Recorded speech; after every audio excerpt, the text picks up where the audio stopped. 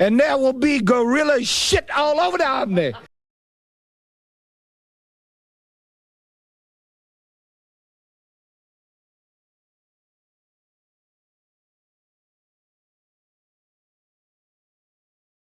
Nobody's saying you can't own a gun. Nobody's even saying you can't carry a gun. All we're saying is you can't carry a gun in town. So you're just crazy in a retard kind of way then, huh?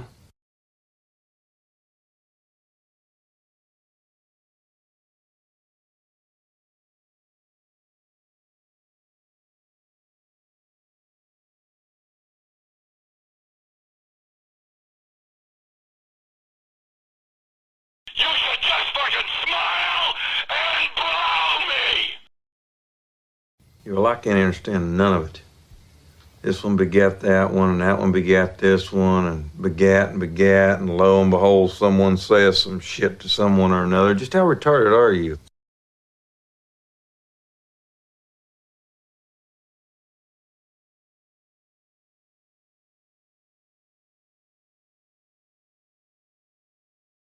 Rest now, brother. We have the watch, and I'll see you in Valhalla.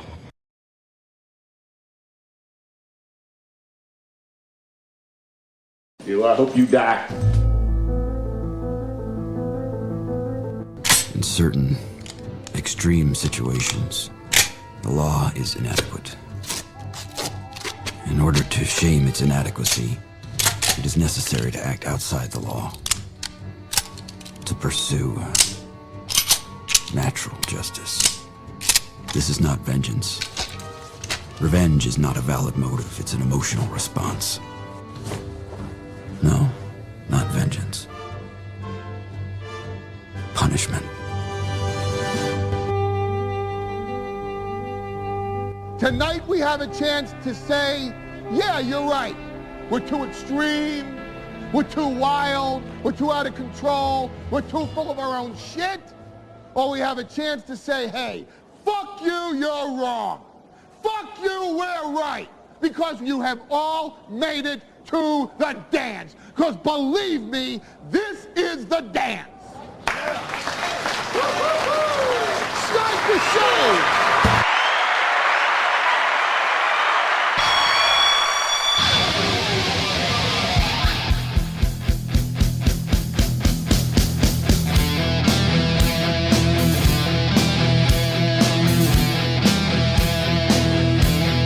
Good morning. No, God, don't.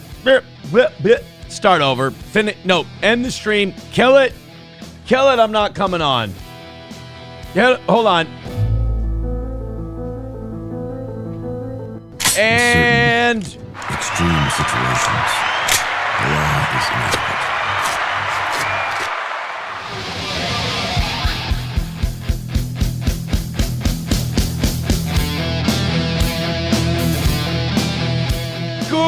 good evening and welcome to the Steel Toe Evening Show. That was the only intro I've done tonight. That was my first one. I nailed it on the first take. What a talented guy. Welcome to the show. Great to have you. I hope you're excited for tonight's program. I'm having one of those nights where I finally got, I shouldn't say we because it's my fault. I finally got the branding down for morning and evening shows. Mornings are, we're going to give you the hard shit, the heavy shit, what's been going on the last 24 hours, breaking news, goofing on it, making some jokes, and then getting mad every once in a while. Whereas the evening shows some of the shit that just doesn't matter. It's just silliness. We have some fun. We hang out in the chat and hopefully comb the once in a while gifted membership or whatever. But I got a lot of things rolling around up in my head. Tonight's show was a difficult one to prep because there were so many things that like didn't fit the vibe of the evening show. But like I want to talk about them so bad. I want to get to them so badly. But they're really more morning show things than evening show things. Like maybe I shouldn't listen to Tucker before the evening show, but I was listening to Tucker's latest episode. I would go watch it. It's a theologian who went to Paula White's church, her mega church. And apparently it's like all black people. Like these mega church pastors, they prey on poor black people and convince them that, you know, if you give me all your money, God will make you rich. Like, that's their whole gimmick. And it's like how she basically tricked Trump into becoming his spiritual advisor. Like, Paula White's basically an ambulance chaser as a quote-unquote pastor. And Professor Tie-Dye and I are going to record in not really a debate because, like, he's well-versed in theology, and I'm just getting back into it. But we're going to have a discussion from the Catholic and Lutheran perspectives. I think we have to carve out a special spot for Lutherans because the phrase Protestant is now coming to mean those crazy evangelicals who are so out away from Scripture that I don't even know. They're like creating a new religion. But Lutherans are like, I mean, Catholics without a pope. And, you know, if we're talking about, like, with Lutherans, you're like, oh, transubstantiation. It's like, that's where our hang up is. You guys are basically, we're cousins. Lutherans and Catholics are cousins, you know? But these Paula Whites, man, they're nuts. So I was watching Tucker, which, by the way, something I didn't know, people didn't know this. Don't let any church you go to tell you that you should tithe 10% of your income. Tithing is not a Christian concept. Tithing is a Jewish concept. It's an Old Testament concept. The New Testament believes in voluntary giving. It's a volunteer. That's one thing. People have said this before. The one thing about Christianity, other religions say obey. Christianity says choose. I don't know if that's necessarily true, but it's an interesting quote. At any rate, so I'm watching Tucker, and they're talking about this guy that went into Paula White's church. This woman's a dingbat and a half. And there's a clip of her talking yesterday at the Easter stuff at the White House. And she was comparing Donald Trump to Jesus, which I can't believe they couldn't find a stake to burn her at, Paula White. She's a terrible human being. We'll do that either tomorrow at the end of tonight's show. I just got so worked up about that before the show started. I couldn't get it out of my head. And we got like dumb clavicular stuff to get to today. There's a new Hulk Hogan documentary coming out on Netflix. That Andrew Janik guy, he got his hair stolen again. That's funny and silly. They've named Colbert's replacement on CBS because he's wrapped up, is he not? That's coming up quick. When is Colbert's last show? May 21st. I thought it was March. He'd be done already. But they named his successor, and it is a nice, good slap on the face on the way out the door for Stephen Colbert. And Howard Stern's being sued. It's like, I feel bad because I grew up a Stern fan. A lot of us grew up Stern fans.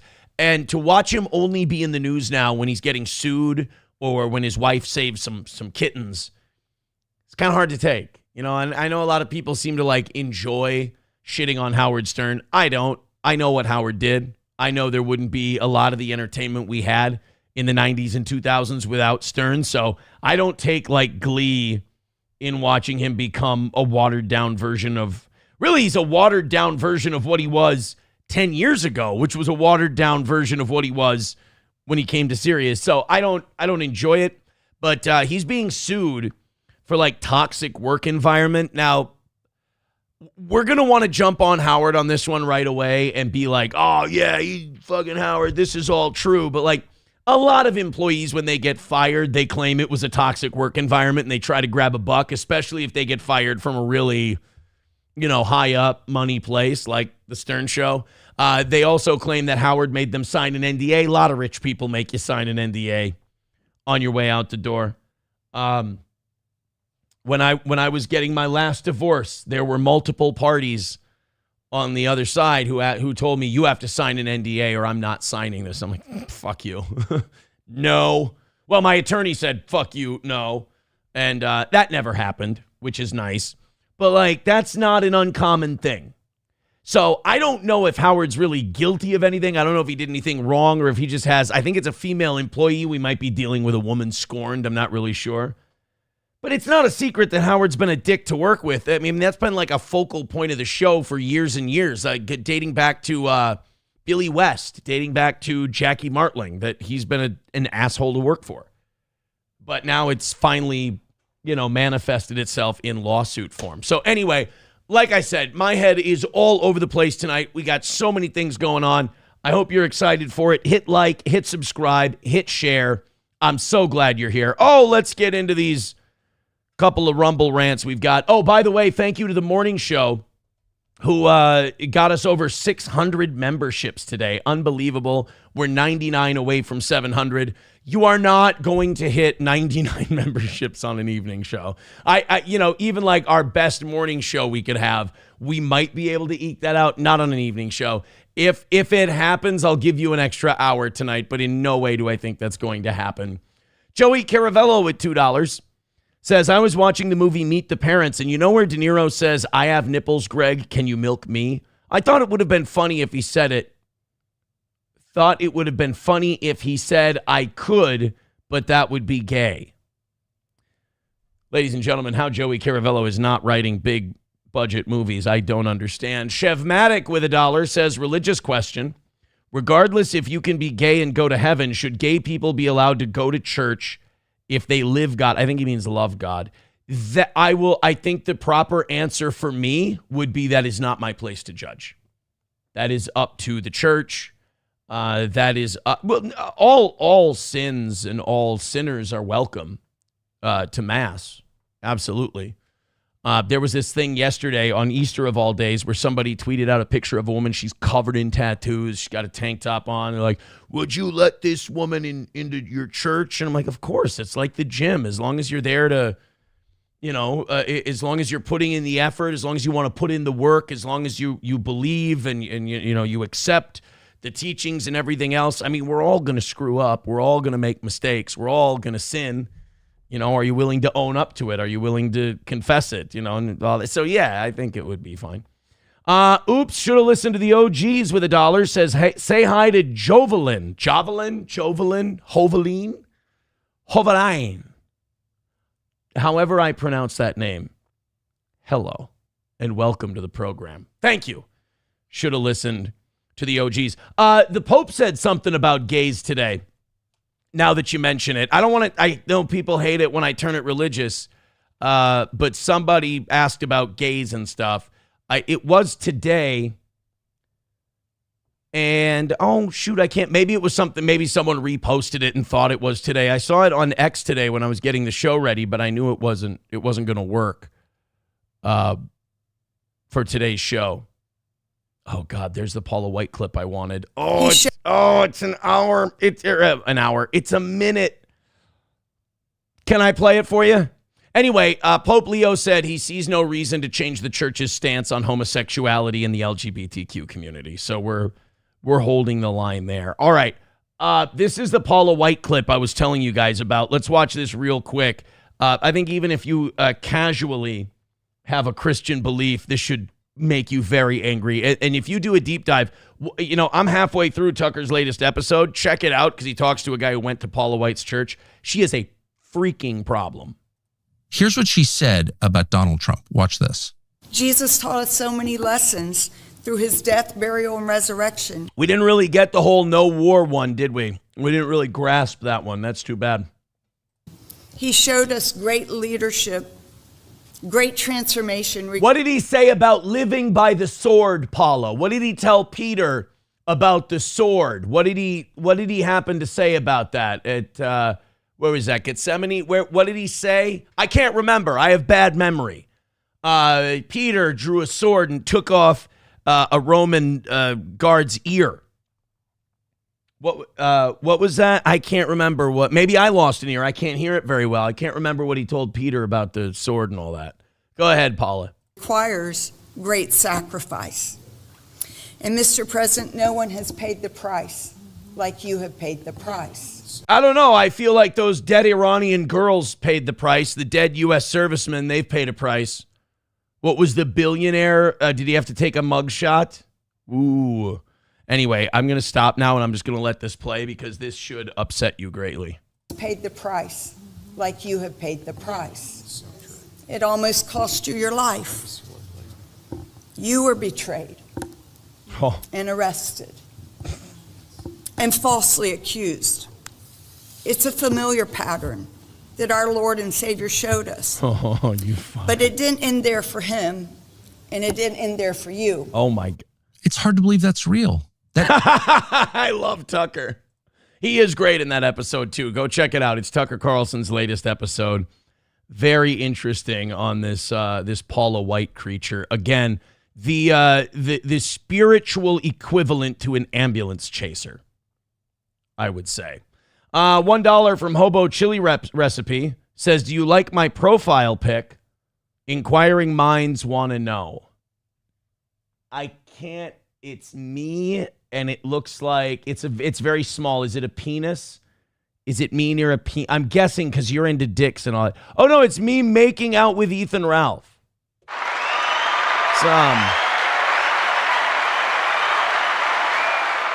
Is it gay if the first time I saw that picture, I went, couldn't it be a better picture of Ethan? That shouldn't be my biggest problem with the photo.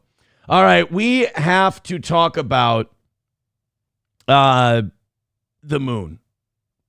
I don't mean to get all Owen Benjamin on you, but we got to talk a little bit about the moon tonight, because I have never been more open to the idea that we never went to the moon than I am today. And so whatever you got on, the moon landing being fake, whatever you have, if you want to proselytize and change someone's mind about the moon, you had better get after it tonight, because I have never been more open-minded to the idea that we never went to the moon, that Stanley Kubrick directed it and the whole thing, because I'm watching this Artemis mission and they're like, oh man, they're going around the moon and their toilet keeps breaking and shit keeps busting up. And they're like, oh man, they're going around the moon. They're going past the moon. They're going further past the moon than we've ever gone. I'm like, why is this a big deal? Didn't we land on the thing? I'm like, why haven't we been back since the 70s? Why aren't we going back to the moon, or the 60s or early? I think it was 71 or 73 was the last time we went. Why haven't we been back? Why have Muhammad Ali and Joe Frazier fought each other sooner than the last time we went to the moon? Just wondering.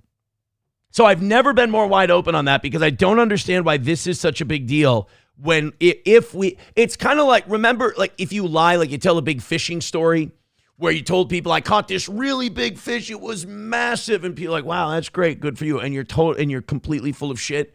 And the next time let's say you go out fishing like 4 years later, you've forgotten your big fishing lie, and you catch this massive fish, and you tell that same buddy, oh my God, this is the biggest fish I've ever caught, this is amazing, and you're celebrating. He's like, what about that one 4 years ago you said you caught? And you're, oh yeah, that one, right.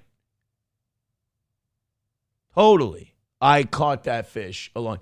That's the vibe I'm getting from this Artemis mission. So again, I'm not saying we didn't go to the moon. I'm just saying, if you're one of those people who thinks we didn't, tonight's the night to kind of push me in that direction, because I'm listening.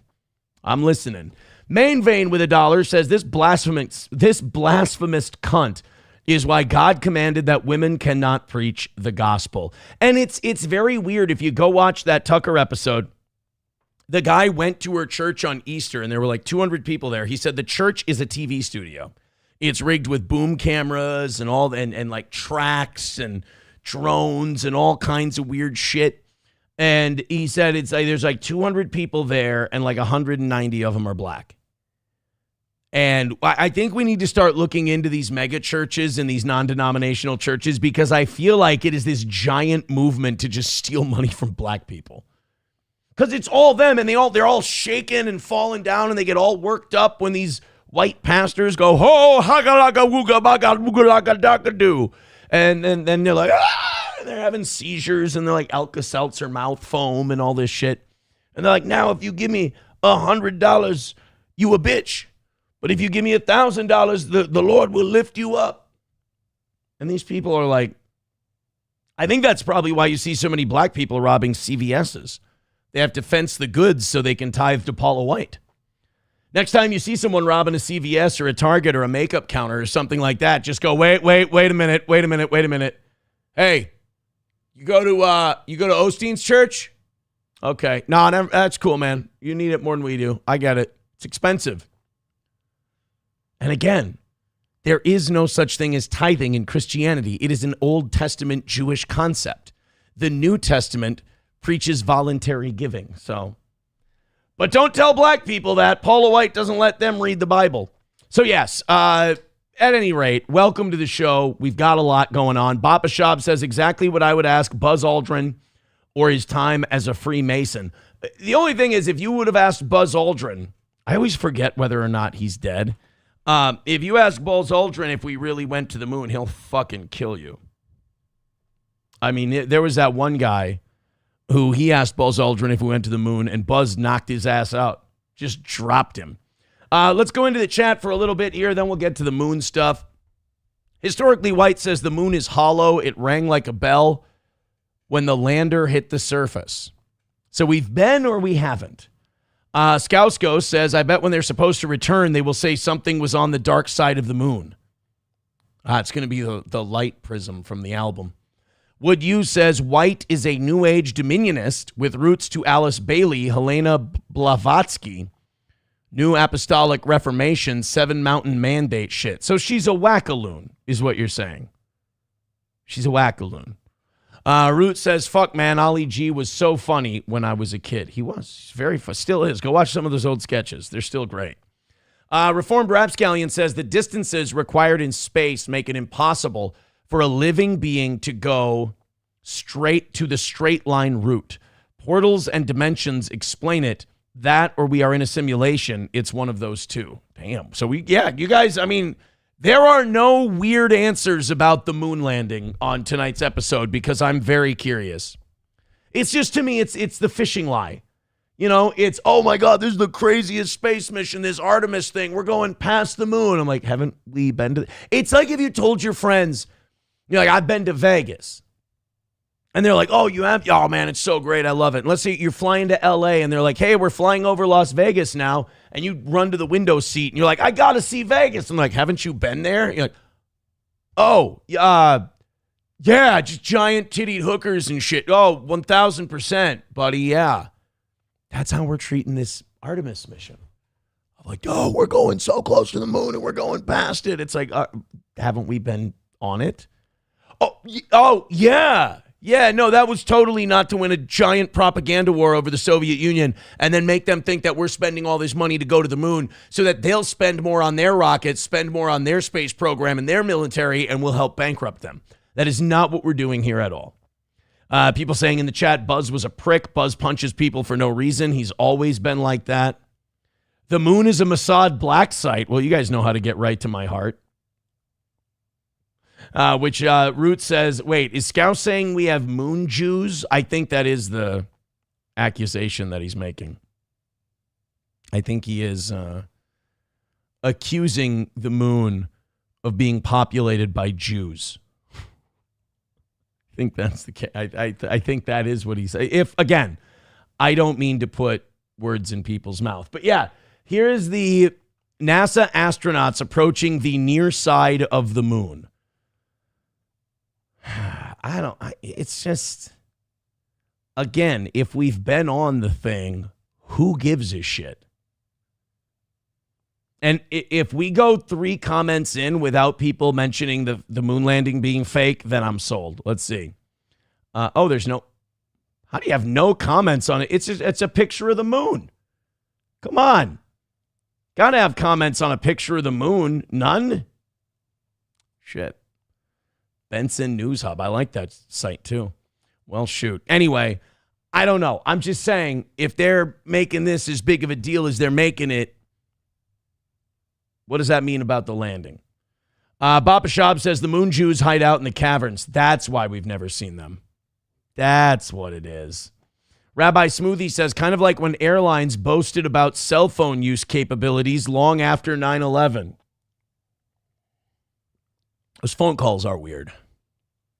Like those phone calls on the plane, from the plane on 9/11. That is iffy. That's another one. When you start getting into 9/11 theories and people start unloading that shit on you, that can be overwhelming too. I've bought the book twice, says 09 Canyon, started reading it 3 times, and I keep losing it. What the fuck are you? I don't even know what we're talking about. I've lost the plot, apparently. T-Baby says, shouldn't they see it spinning?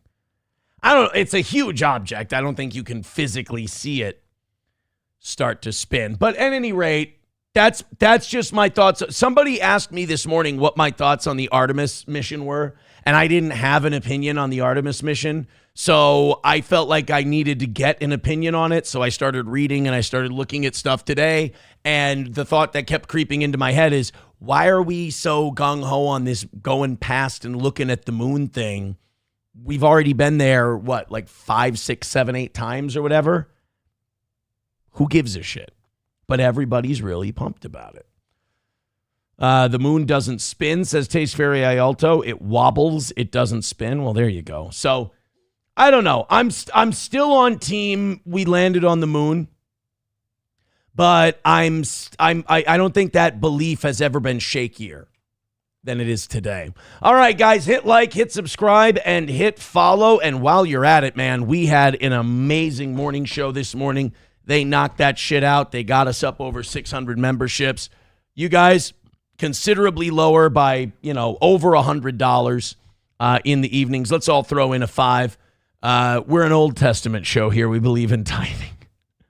Throw it in. We appreciate it. And let's have ourselves a nice and eat. You guys, last week, you guys did an amazing job. The evening show has been phenomenal the last week or so. So thank you guys very much for that. I've got something very exciting for you. If you have a Netflix subscription and you like this show or you watch this show, and if you watch this show, you like this show. If you claim you don't, you're just trying really hard not to admit it. It's okay. You don't have to tell me. I know. But if you do like this show, this is going to be mandated viewing. I am going to force you to watch this. Judging by the trailer, it looks like this is going to be a very fair look at the subject. And the subject is Hulk Hogan. Netflix is making a documentary called Real American. Now, I don't think it's going to be too tough on the Hulkster, God rest his soul, because they work with WWE, and I don't think WWE wants to do a hatchet piece on Hulk Hogan. But it sounds like they are going to be very fair with like where the man Terry Bollea slipped up big time and kind of shattered the image of Hulk Hogan, at least for a while. This is the trailer that dropped today for the Hulk Hogan Real American documentary. Check it out. The Immortal Hulk Hogan! In wrestling, you should be remembered from all the wars you've been and everything you've done. Look at this! I don't believe it! Some people hate me, but after I'm gone, I think people don't know the truth. Who was this guy really? And these were also the final interviews of Hulk Hogan. I don't even think they were done interviewing him for this, and he died during the production of this documentary. And they still had some more dates with him. It is, man, pro wrestling. I think, and again, I've only done it 4 or 5 times, but the phrase has to be predetermined, not fake, because that shit hurts. And that you want to know if pro wrestling is real or not? Look at how much Kevin Nash drinks every day just so he doesn't hurt. His knees, his back completely shot to shit. Hulk Hogan, look at the pain he was in. All these guys, I mean, they're just wrecked. Bret Hart is in terrible shape from the head trauma he got and then the strokes from it. And all of these guys are just beat up. John Cena, they catch shots of John Cena walking now, and he walks like kind of hunched over because he's got such bad back problems.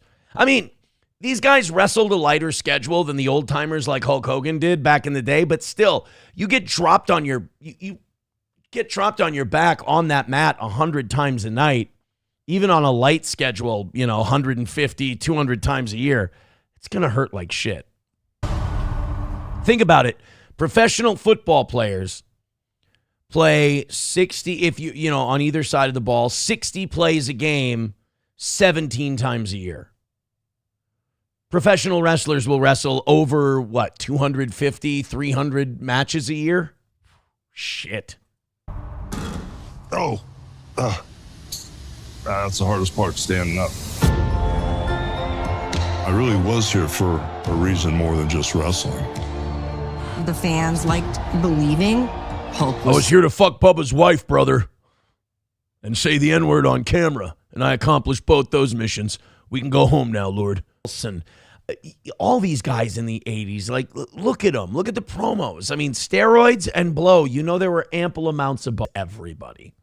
He has, there's an old saying, if you don't have anything nice to say, come sit next to me. That's Bret the Hitman Hart. I mean, you ask him about Goldberg, hates his guts. Triple H, hates his guts. Shawn Michaels, hates his guts. Eric Bischoff, hates him. Hulk Hogan, hates him. He loves Andre. I know he loves Andre the Giant. Basically, you have to die for Bret Hart to like you. Character was so strong. Terry got lost along the trip. Hulk Hogan has torn down everything that he once built. Really want me to tell the truth? Okay. Why doesn't he just tell everybody that the guy who said the N-word, just tell him that was Hollywood Hogan? You know, the bad guy with the black beard. He was working heel when he made that sex tape movie for you, but it's like he'd rather be in there. He'd rather be the character that he is rather than live his real life. And that's really dark. Legend of Hulk Hogan live forever.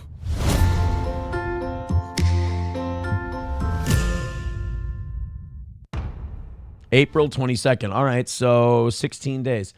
Couple of weeks. What is that, 2 Thursdays, 2 Fridays from now? I can hardly wait watching a Hulk Hogan documentary. I don't know, people like my son loves Hulk Hogan. Everybody loves, he's multi-generational. You know, my son's never seen Hulk Hogan wrestle a match. Loves Hulk Hogan. There's a magic about it, you know. Thank you very much to, Randy K with $1 says, no human has ever seen the backside of the moon in orbit or when we supposedly landed on the near side. I like that. I like that supposedly. That supposedly is very important. Gold Dust was Aaron's number one. I was not a Gold Dust guy. I was not a big Gold Dust fan. Exculpate says Mick Foley was the best wrestler. I don't think I can agree with you there. Exculpate. Hobo says Aaron's favorite documentary is Being the Brooklyn Brawler. I met the Brooklyn Brawler. I met Steve Lombardozzi. I was doing radio in Litchfield at the time. I met the Brawler. Scousco says Aaron finally got to visit Hulk's beach shop in Florida before he died. Yeah, but then everybody accused me of killing him because like less than a month later, Hulk was dead. Didn't Hulk die in July? Oh wait, no, I was in Clearwater Beach in late May. So if he died in July, I'm okay. Hulk Hogan death date. July 24th, 2025. Yeah, I didn't kill him. I maybe made him sick. That's about it. Aaron, is your son in love with Hulk Hogan? Yeah, my son likes Hulk Hogan. I don't know if he's in love. I'm in love with Hulk Hogan. It's a big difference. It's a big difference between like and love. I fucking love Hulk Hogan. Scousco says, Aaron, do you think we could get away with watching it through Rumble? No, because it'll go through Netflix. As soon as you bring up something on Netflix, it blacks the screen out on OBS. No good. Not good. They won't allow it for sure. Do a watch-along evening show? I don't think, again, like we'd have to get like a downloaded version of it and then play. It's, you guys, you know, some of you, maybe you haven't been around here long enough. I'm retarded. I don't know how to do shit. Like, if it's copywritten and OBS blocks it out, I don't have like a backup of like, here's how you get around it. Do you know, ask the people who were here for our Con Air watch-along. I had to try 15 different links to watch Con Air on the show here on Rumble. It was very difficult, and I'm sure somebody with a little bit of brains probably could have figured out a lot quicker. 170 is our number for tonight. Get after it. We appreciate it. David P. says, Aaron, do you like the quartering now that he's a complete flag? No, I mean, we've shit on the quartering a bunch of times. But we did find out that the quartering was not the guy who struck the Keno Casino. It was apparently his neighbor. From what I'm understanding, it was a privacy takedown that the neighbor launched. I don't know. It's all so gay. Like, everybody's 40. Fucking stop. Stop with the, who struck me? Did you strike me? Who struck? Where you struck? I better not. I don't strike. Do you strike? He struck. You struck. And you're 40. Be embarrassed that you're talking this way. If you find yourselves in feuds with other internet people talking about who's flagging or who's striking or whatever, you're gay. You're all gay. You're all 40 and you're gay. Like Clavicular and the people he rolls with, they can argue about shit like this. We all have receding hairlines. It's over. Stop. Why you shaming yourself? Besides, there's like 9,000 other reasons to hate the quartering. Other than that. Papa Shab says, Jer is a cuck. Yeah, that neighbor guy, that is an interesting story. That is a bit fucked up. But again, you don't, all these people talking shit about I almost called him quarter pounder. The quartering, it's like they act like they liked him yesterday and they hate him today. Like somebody coming to me, it's all so performative is what I hate. None of it's genuine. Like, oh, did you see what the quartering did? Oh, did he do some gay asshole shit? Because I've always thought he was a gay asshole. Yeah, Aaron, he did some gay asshole shit. What do you want from me? Do you want me to ring a bell and go, oh my God, and pretend that I'm, and pretend that I'm fucking crazy surprised that this happened? No, I'm not that good of an actor. He's gay. He did gay guy shit. And by the way, the Kino Casino guys are fine. That's what they do. That's their thing. But for me, I can't pretend that all of a sudden I got religion on the quartering being a hack. I've been telling you that for a long time. Let's continue on. Hit like, hit subscribe, hit follow, and let's get ourselves a big Monday evening to go with our big Monday morning we had today. Let's get into some of my favorite guys. Okay, no. No, I feel like, now, that came out wrong. I don't mean let's get into some of my, what I meant to say was these guys, there's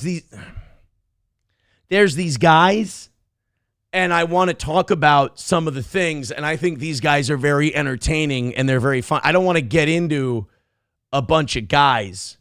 That's not what I meant. Let's talk about some people that I think are very entertaining. How's that? The looks maxing guys. I love these people. So Clavicular is talking to his dad. His dad's telling him to stay offline. My other favorite guy, that Andrew Genick dude, people keep snatching his wig off of him, and I think it's the funniest thing on the internet right now. And then we've got, then CBS Morning News is trying to make us all feel bad about the looks maxing stuff, because we watch these guys because it's fascinating, it's entertaining. We're all right, look, the world belongs to the retards. Let's at least watch them like they're zoo animals. I don't dislike Clavicular. I find him very fascinating that he's able to get an audience. Again, that Andrew Genick guy, the unabashed shallowness of it all, I respect. I just respect that they don't try to be something they're not. They're we're incredibly shallow to the point where we'll blast ourselves in the face with hammers. We'll take meth and peptides and we'll just fuck our entire life up from here until 80 just to look 0.8 more attractive at 20 years old. And then when people confront me you're a piece of shit, all you do is you do shallow things to make yourself look better. And they go, right, exactly. That's very disarming. People really can't give you shit after that if you just cop to what they say you are. It's funny to watch them be confused.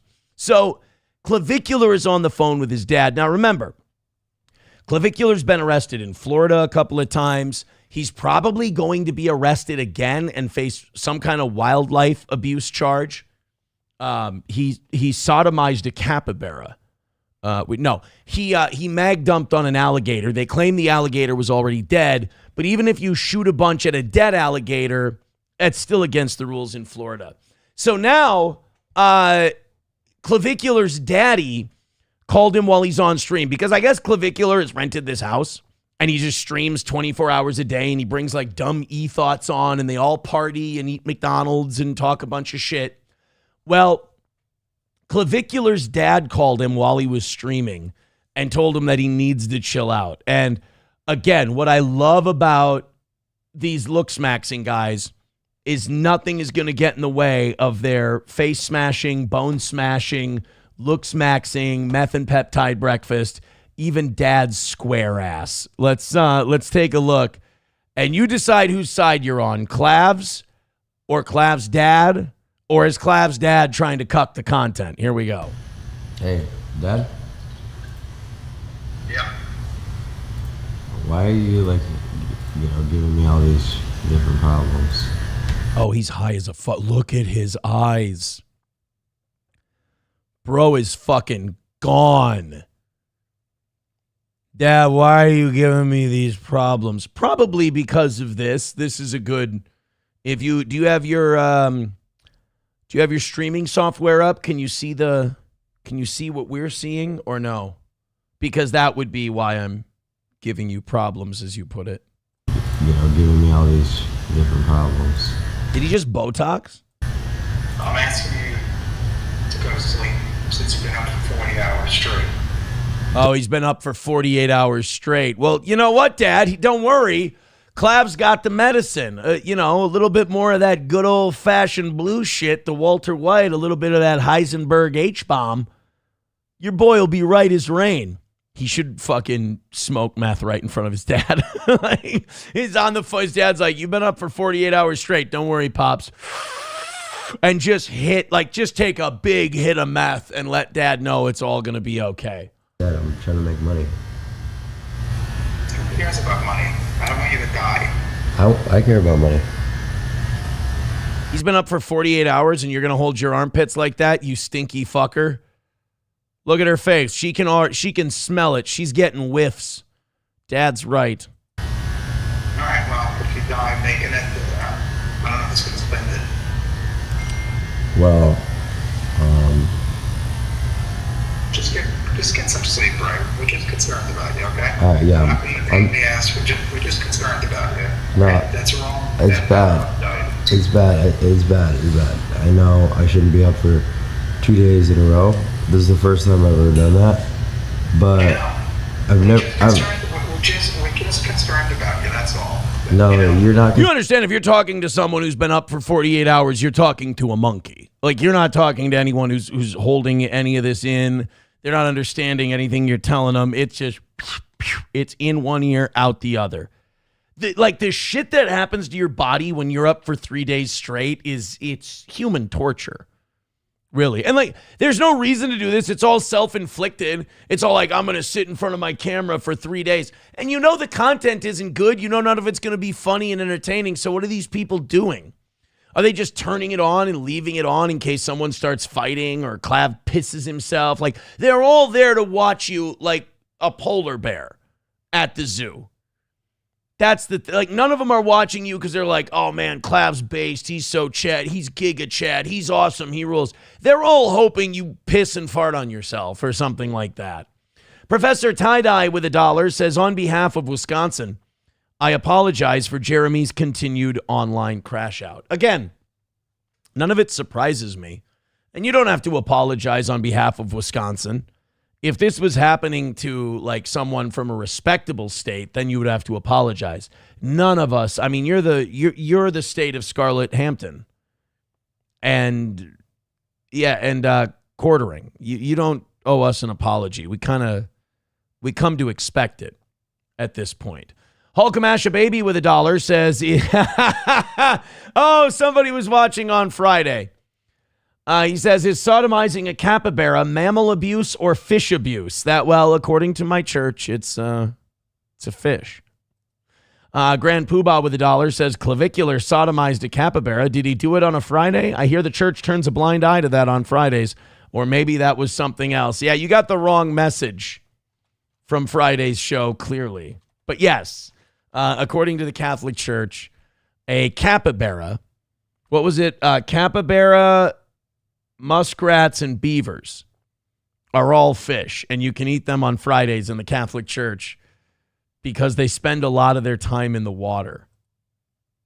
And then the fucking links people sent in going, hey, look, I found a fish. And then, look, shit happens. All right. I mean, the weird rules get made when you have a 2,000-year-old institution. I want to see if we can find what happens if you are awake for 3 days. I want to see if we can see what if you never slept day by day. Yeah, you'll spend 30. Let's I don't want to do a 19-minute. There's got to be like a short. What would happen if you didn't sleep? 4-minute video. Perfect.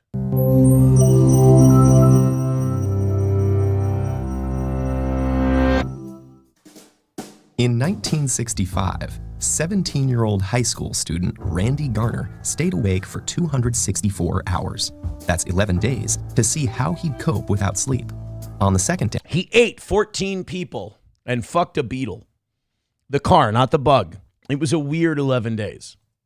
His eyes stopped focusing. Next, he lost the ability to identify objects by touch. By day 3, Garner was moody and uncoordinated. At the end of the experiment, he was struggling to concentrate, had trouble with short-term memory, became paranoid, and started hallucinating. Although Garner recovered without long-term psychological or physical damage, for others, losing shut-eye can result in hormonal imbalance, illness, and in extreme cases, death. We're only beginning to understand. If you, honestly, if you die before you fall asleep, you kind of earned it. I mean, how'd he die? From not going to bed. Yeah, it's nothing I can do to help the guy. All right, so Clav staying awake for 3 days. He would have just been really cunty. And again, you probably smell really fucking bad. You're probably behaving like an extremely drunk person. They say that if you stay awake for 18 hours straight, you have the brain function of someone with a 0.04 blood alcohol level. So you're like a little buzzed. So after 3 days, you're a full-blown drunk at that point. Brian says, Trump only sleeps 4 hours a day. Yeah, you can tell. You can tell that he only sleeps 4 hours a day, for sure. All right, let's go on to the that androgenic guy. This guy's my favorite. He's awesome. There's this gimmick where I guess one time, and he keeps wearing this hat, by the way. So he's another one of these looks-maxing dudes where he wants to try his hardest to look like a cross-dressing Logan Paul. He's wearing makeup. I mean, they're fake eyebrows. He's doing his eyelashes. That's clearly mascara. He's he's reddening his cheeks. This is a gay man who's struggling mightily. So this androgenic is one of the big looks-maxing guys. The only problem is people now follow him around, and I think he's in on it. And if he is in on it, it's really funny, and it makes me like him even more. People come up behind him, and they take this hat off because androgenic is one balding-ass Norwood motherfucker. You know, there but for the grace of God go I. So people come up behind him while he's talking to really cute girls, and they rip his hat off, and he looks kind of like somebody's dad. And it's really embarrassing, and haha, it's funny. But he insists on wearing the hat. He insists on wearing the wig, even though people have ripped it off multiple times. And he keeps chasing after people who rip the hat off. I like to pretend he's not in on it because it's funnier that way. But him being in on it and setting this up as a gimmick, I don't know. Like, it makes me like him. I really am fascinated by this whole looks-maxing world, and I don't understand how people can get upset with it. So you see this little fucker right here? This little beta male. He's going to come up behind androgenic while he's talking to all these girls. He's having a good night. They think he's really cute. He's going to Norwood his ass right here. Dinner? Yeah, we're best friends all the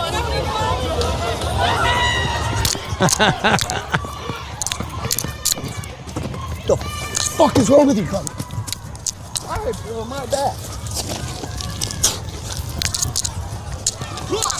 The fuck is wrong with you? Huh? See, like, this is so fake. No. Fucking done with this shit.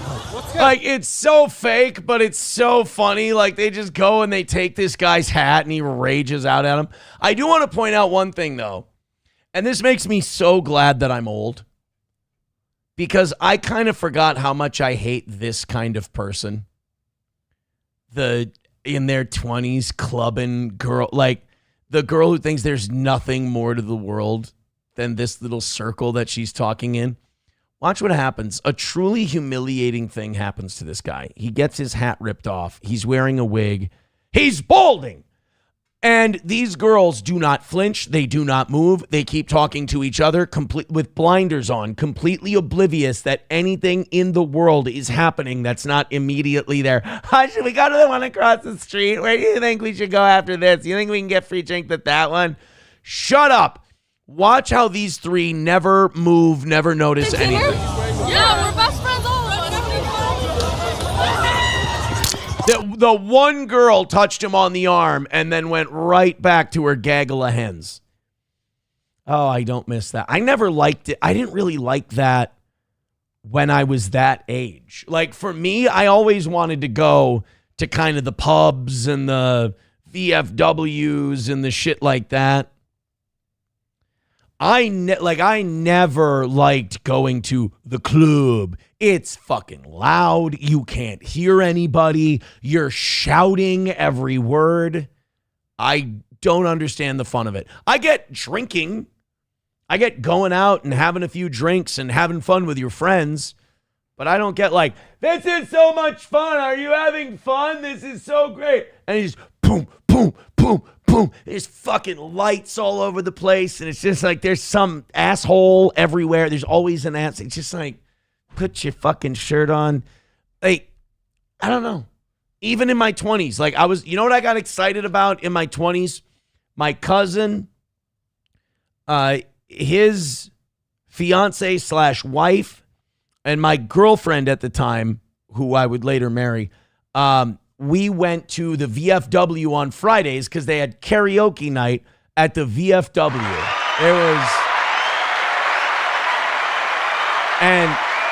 There was one lady at the VFW on Division, and she would sing a Tanya Tucker song every single Friday, the same one. I loved that. It was great. I'm like Captain O'Hagan in Super Troopers. They have my old fashioned right there, just how I like it. I like that. I don't. The club, nah, not for me, man. Not for me. Mountain Jew says VFW and American Legion. You can get some good stolen valor stories. Yeah, like you meet like 4 guys who are 60, but somehow they were still at the Battle of the Bulge. Who gives a shit? Don't let it get in the way of a good story. Baba Shab says, why do the girls sound like Kevin Brennan? Was that my club girl voice? Was it Kevin? I don't even like it here. It's stupid. Why is that guy wearing a hat with hair on it? That's dumb. We should go across the street to the other bar. This one doesn't even sell tickets. Numero uno, you will be very happy to know that we have not covered Kanye yet. By the way, there's another example of a guy who apparently never gets forgiven for anything. Oh, Baba Shab says the shouting in the club sounded like KB. Do you know how fucking bad Kevin Brennan would hate going to a club? Oh my God. The only way I would go to a loud club ever again is if I could go with Kevin Brennan and just listen to him yell at people. Just listen to it. I think one of the funniest things you could possibly watch or stream or anything would be Kevin Brennan fucking miserable in a club. Because what I like about Kevin Brennan is that if he's miserable, everyone has to be miserable. And that's very, very funny to me. All right, continuing on, so the last thing we've got is leaving it up to the mainstream media to fuck up anything fun. And in this case, we go to CBS Mornings. And on CBS Mornings, they ran a thing on looks maxing where instead of doing the story they should have done, which is, this is hilarious, these kids are retarded, wait until you get a look at these guys, you've never seen anyone so fucking dumb in your life. Instead, they're like, the tragic effects on the youth of looks maxing and the dangers that, like, basically, it's to scare the shit out of boomers thinking that their grandkids are all gonna die. That's what the CBS Morning News is running is, hey, boomers who still watch us, your teenagers are going to die. And it's from this trend called looks maxing. I mean, forget the fact that looks maxing is not going to hurt anyone. The kind of kids who are going to get into looks maxing and do dumb shit would have found other ways to express how retarded they are. So we're going to play this from CBS News, and they're going to totally try to kill the vibe, but just try to remember this segment is 100% for boomers. And while that's going on, off to a slow start tonight. Let's rally up. Streamlabs, PayPal, Venmo, Super Chats, and Rumble Rants. Let's get after it. We're almost an hour in. We've struggled to make a $5 so far today. Woof. Let's get after it, guys. Please and thanks. It looks like a... You know what? A red boy solves all of our problems. ...healthy habit, but what's hiding underneath tells a different story. 16-year-old Zaid Laila is a high school student from suburban Dallas and drawn into a viral trend. Why wait 10 years to reach a physique when I can do it in less than a year? Oh, I'm sorry. There you go, guys. My bad. 50% natty. Like, do you really think this kid was on his way to being valedictorian, but then he started smashing his face in with a hammer to get better cheekbones and started doing steroids, and now he's ruined? No kid on the right path is going to be knocked off that path by looks maxing. The looks maxing is for people who have jack shit going on for themselves. Lila shared this photo from early 2024. Fat kid. Sorry, that's how we get to these situations. I'm sorry. When he was 15 years old. Since then, he's documented his transformation. How does a 16-year-old look like this? A lot of steroids and... Look, at least he's honest. He's got Lance Armstrong beat there. He's got John Cena and a bunch of other people beat on the honesty angle. Hey, kid, how do you look like that? Fuckload of drugs, my man. Fuckload of drugs. Oh, he ain't lying. A lot of working out, honestly. Steroids. Yeah. So how long have you been... Act like this guy's never juiced. Shut up. You look like one of the most vain people on the CBS staff. Oh, steroids. How could you do such a thing? No Asians look like that. I'd say about the last 10 months. I was fat, ugly, short, I'd say, which those three things obviously make you an unattractive male. Yeah. Fuck yeah. I'm tall, chunky, and hilarious though, right? Hey, you don't walk down that aisle 2, maybe 3 times in your life because nobody likes you. And definitely, when I started taking the steroids, all those things definitely changed. I got more jacked and better looking, honestly, I'd say for sure. Scroll through fitness videos on I mean, in fairness, you were an ugly little fucker to begin with, so you really had nowhere to go but up. Any social media or video platform. He just has a bottle of testosterone in one of his Instagram reels or TikToks or whatever that is. That is awesome. Oh, see that bottle? That kid got that bottle so he could have a personality. That is, again, this kid was not going anywhere. This is fine. And you'll see extreme transformations, bigger muscles, leaner bodies. These are steroids. How are we supposed to know how well the rest of us are doing if we don't have dipshits like this to compare ourselves to? This guy plays a remarkably important role. This is the strongest one you can basically get or take. Right. One of the most toxic. Yeah, one of the most toxic. That you are injecting into your body every single day. Yeah, I mean, they use it on cows. Trend, short. Fucking, that means you're going to be jacked, bro. Don't listen to this guy. He's just some Japanese hater, bro. Remember what they did at Pearl Harbor. You keep pumping your fucking bovine hormones into your body. You keep putting the things they put in baby cows to make them big enough to go to market early. You just keep doing that, man. Or trenbolone is a powerful anabolic steroid developed for livestock, not humans, and is a classified Schedule III drug, making the possession or distribution without a prescription illegal.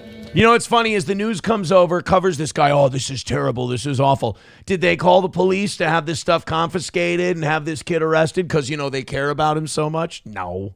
Where did you learn how to do this? I watched a few YouTube videos, honestly. That's good. So when you get an embolism, we'll just go look at your search history, find out who fucked you over. How'd you learn how to use an IV and inject yourself with very, very dangerous animal level hormones. You know, watch some Mr. Beast, pretty much, and I got it. Parents think about the fact that you're on steroids.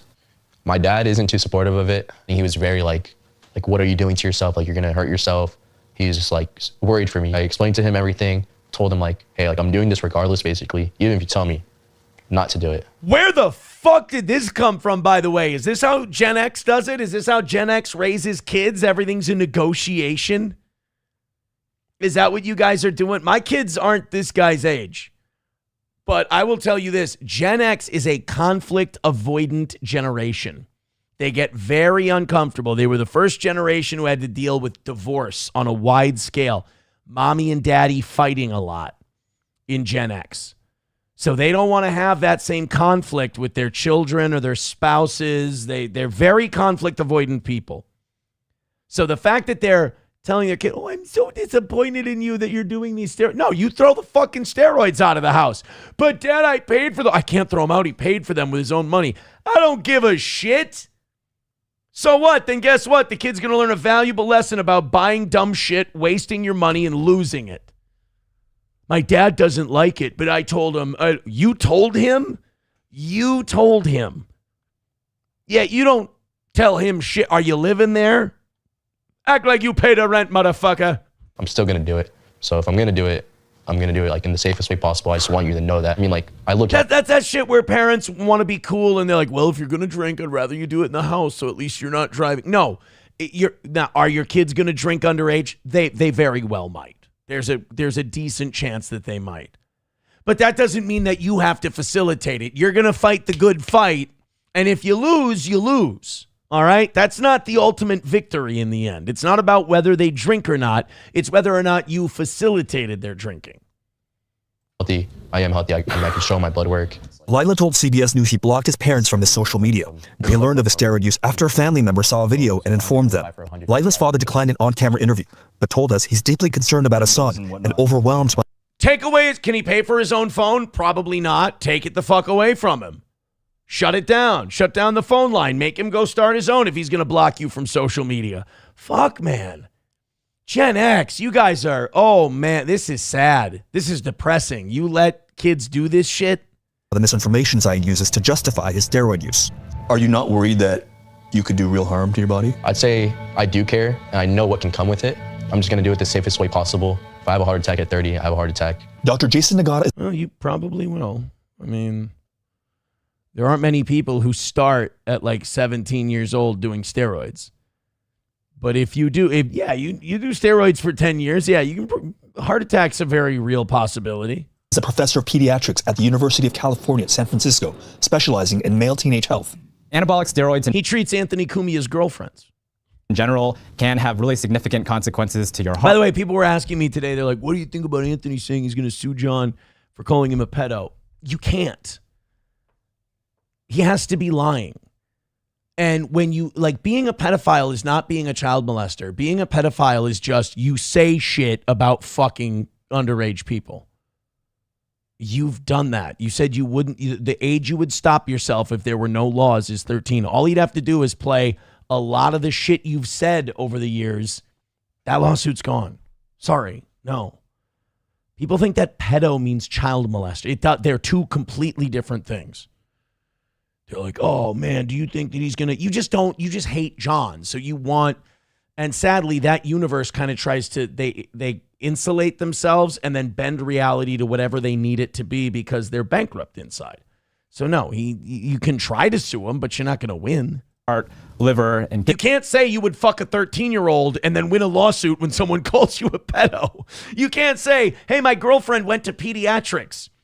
You can't you can't DM someone you think is a 14-year-old girl and say, I want to invite you to my house, I want to kiss you, and then sue someone for saying you're a pedo. That's not how this shit works. I can't believe we have to explain this to adults. Kidneys and trenbolone, because it's so powerful, has even more significant side effects. There is no human safe indication for this animal drug. There are many young people now who aren't actually participating in any types of sports who are using these drugs. By the way, I have it on 1.25 speed. This kid is not smoking crack and then lifting weights that quickly.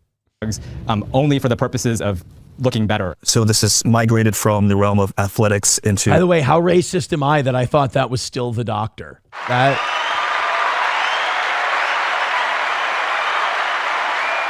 I totally thought that was the same guy. That's very prejudiced of me. Aesthetics? Yep, I think it's relatively less recognized that actually with more social media... Be honest, you guys are brothers. There have been really extreme pressures for boys to build muscle. Your social media feed at this point? Obviously, gym influencers, the top ones right now. Do you think you would have gotten on steroids without social media? No. Definitely seeing like people do it is like what makes you want to do it, for sure. It's not hard to get. No, it's not at all. Anyone can. Listen to the music. Like, this is so designed to scare their boomer grandparents. Like, you're going to have so many 17-year-olds who are going to have the next time they see they saw their grandma and grandpa over Easter and she's like, "You're not looks-maxing, are you?" And they're like, "Oh, shit. No, grandma, I'm not looks-maxing. Because I hear you die from the steroids when you do that." "You know, in my day, we just used to beat up the dumb black kids. That's how we got our exercise." I know, Grandpa, you would beat up all the Yeah, we've heard you say it. Their hands on it. "That's if they got mouthy and looked at our girls." I know, Grandpa, 3-on-1. We've heard you. If you just try. Adam Yamaguchi joins us now. Good morning, Adam. So where is he getting this stuff from? It's all happening online. So he first was approached by a dealer at the gym, but then he got on the cycle, and now he's got a guy on WhatsApp. He showed us this guy's account, showed us a whole list of all sorts of banned substances, the trenbolone, testosterone, all manner of peptides, research peptides for use in animals only. This guy is in China. These chemicals come straight from China, and he says that it's cheaper than the t-shirt that he was wearing. Shit.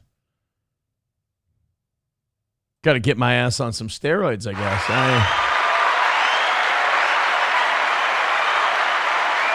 I have to remain law-abiding until October. We gotta be very careful.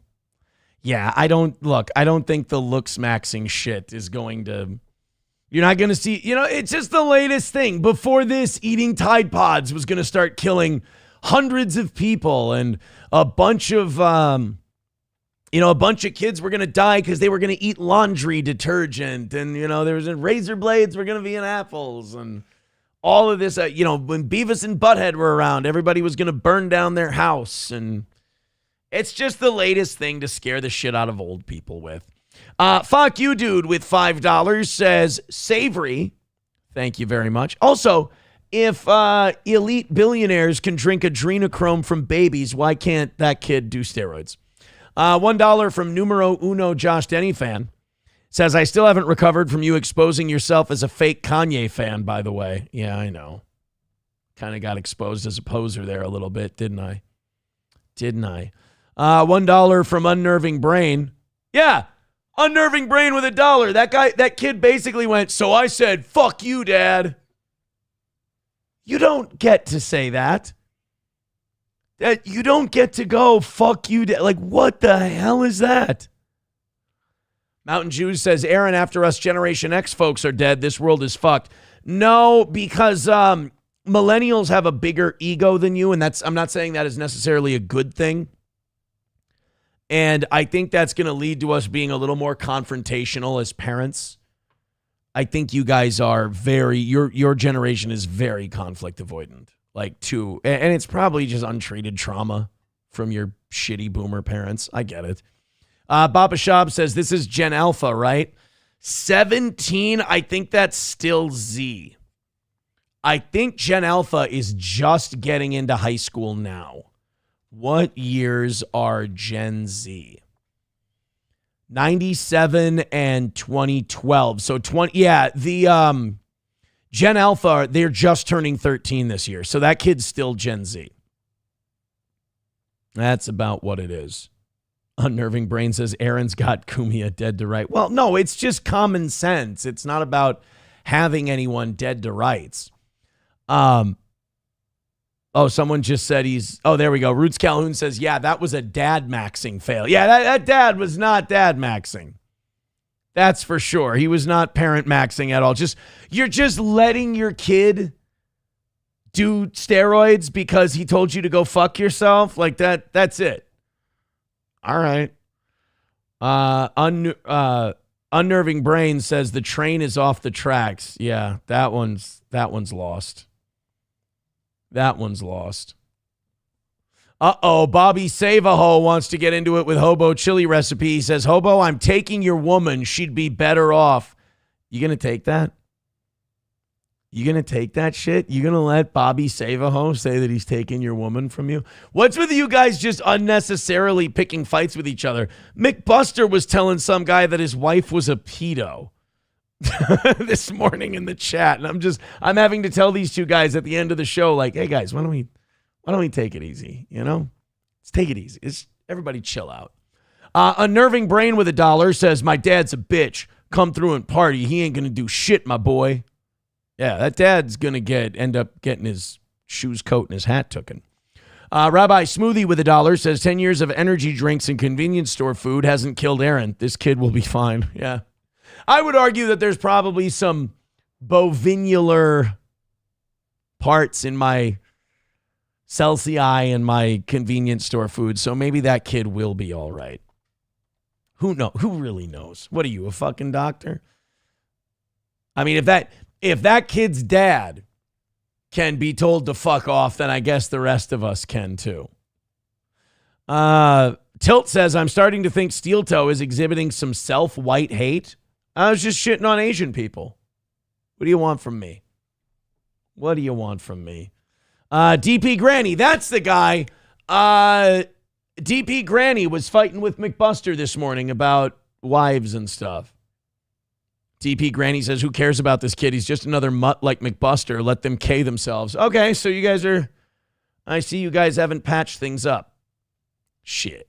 Bobby Save-A-Ho says, Hobo, you talk so much shit here, you probably do it to her. Oh, boy.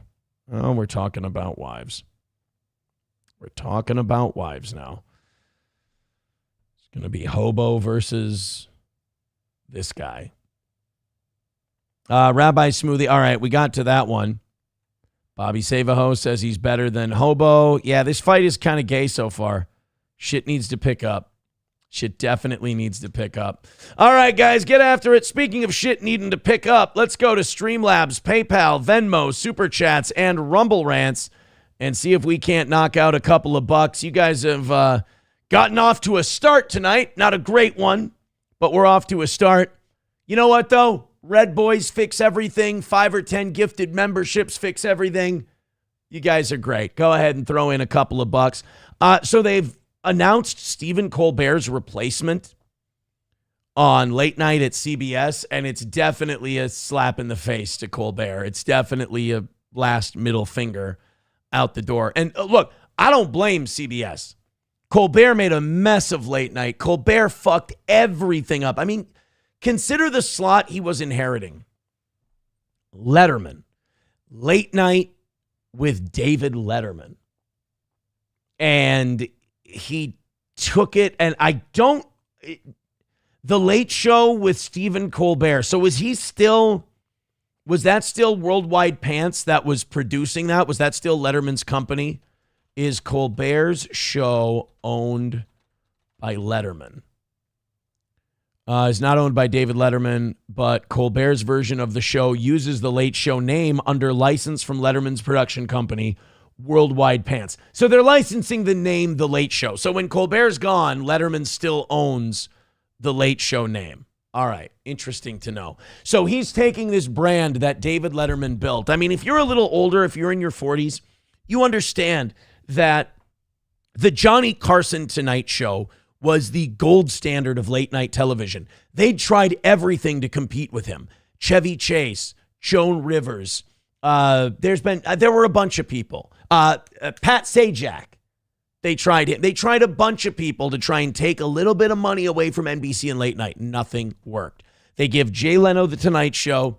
David Letterman is the only one who ever beat the Tonight Show in the ratings, and he did it twice. He did it in the 90s, and then he did it in like 2014 after Jay retired. He kicked the living shit out of Conan O'Brien and Jimmy Kimmel in late night.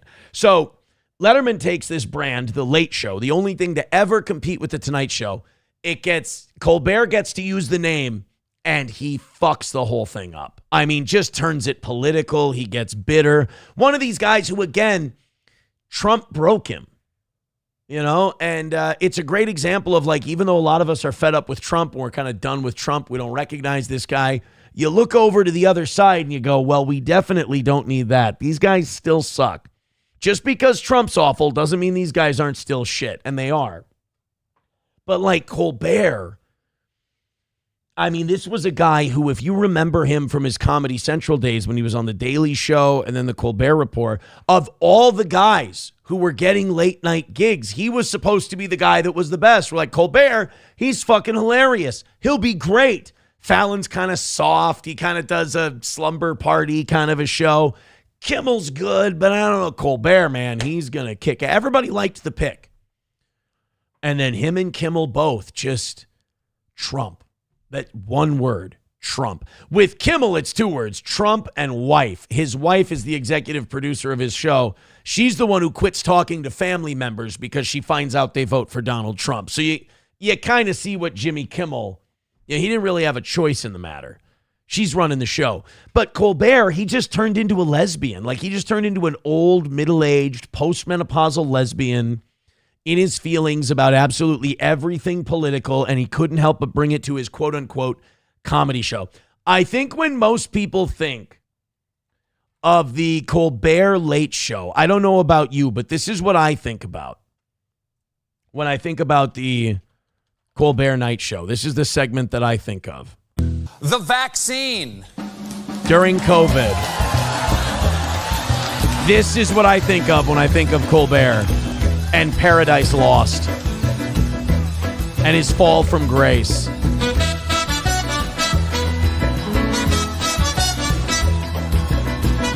If you haven't seen this, you're gonna puke.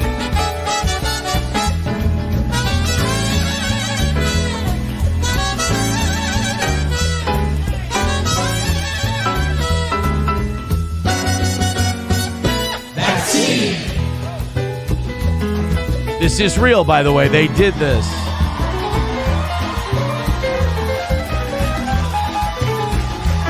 By the way, I was about to ask just before they showed the crowd, like, was this during COVID, like, masking and social distancing rules where they weren't allowed to have a live studio audience? But nope.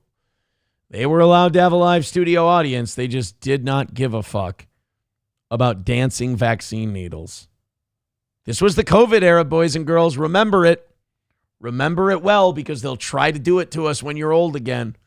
Try to remember. Don't be like the boomers who were like, oh, please don't let the kids go out and have fun and go to work. We need to protect me. Don't do it.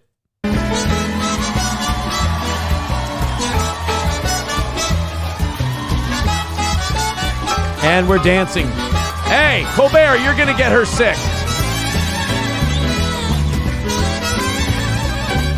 Hey, Papa, can we call this goy slop? Let me tell you something. If this isn't goy slop, I don't think it exists.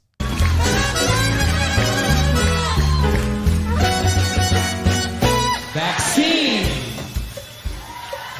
So there you go. That's when I think of the Stephen Colbert Late Show, and generally when I think of the death of late night in general, I think of the dancing vaccine needles on the Colbert Show.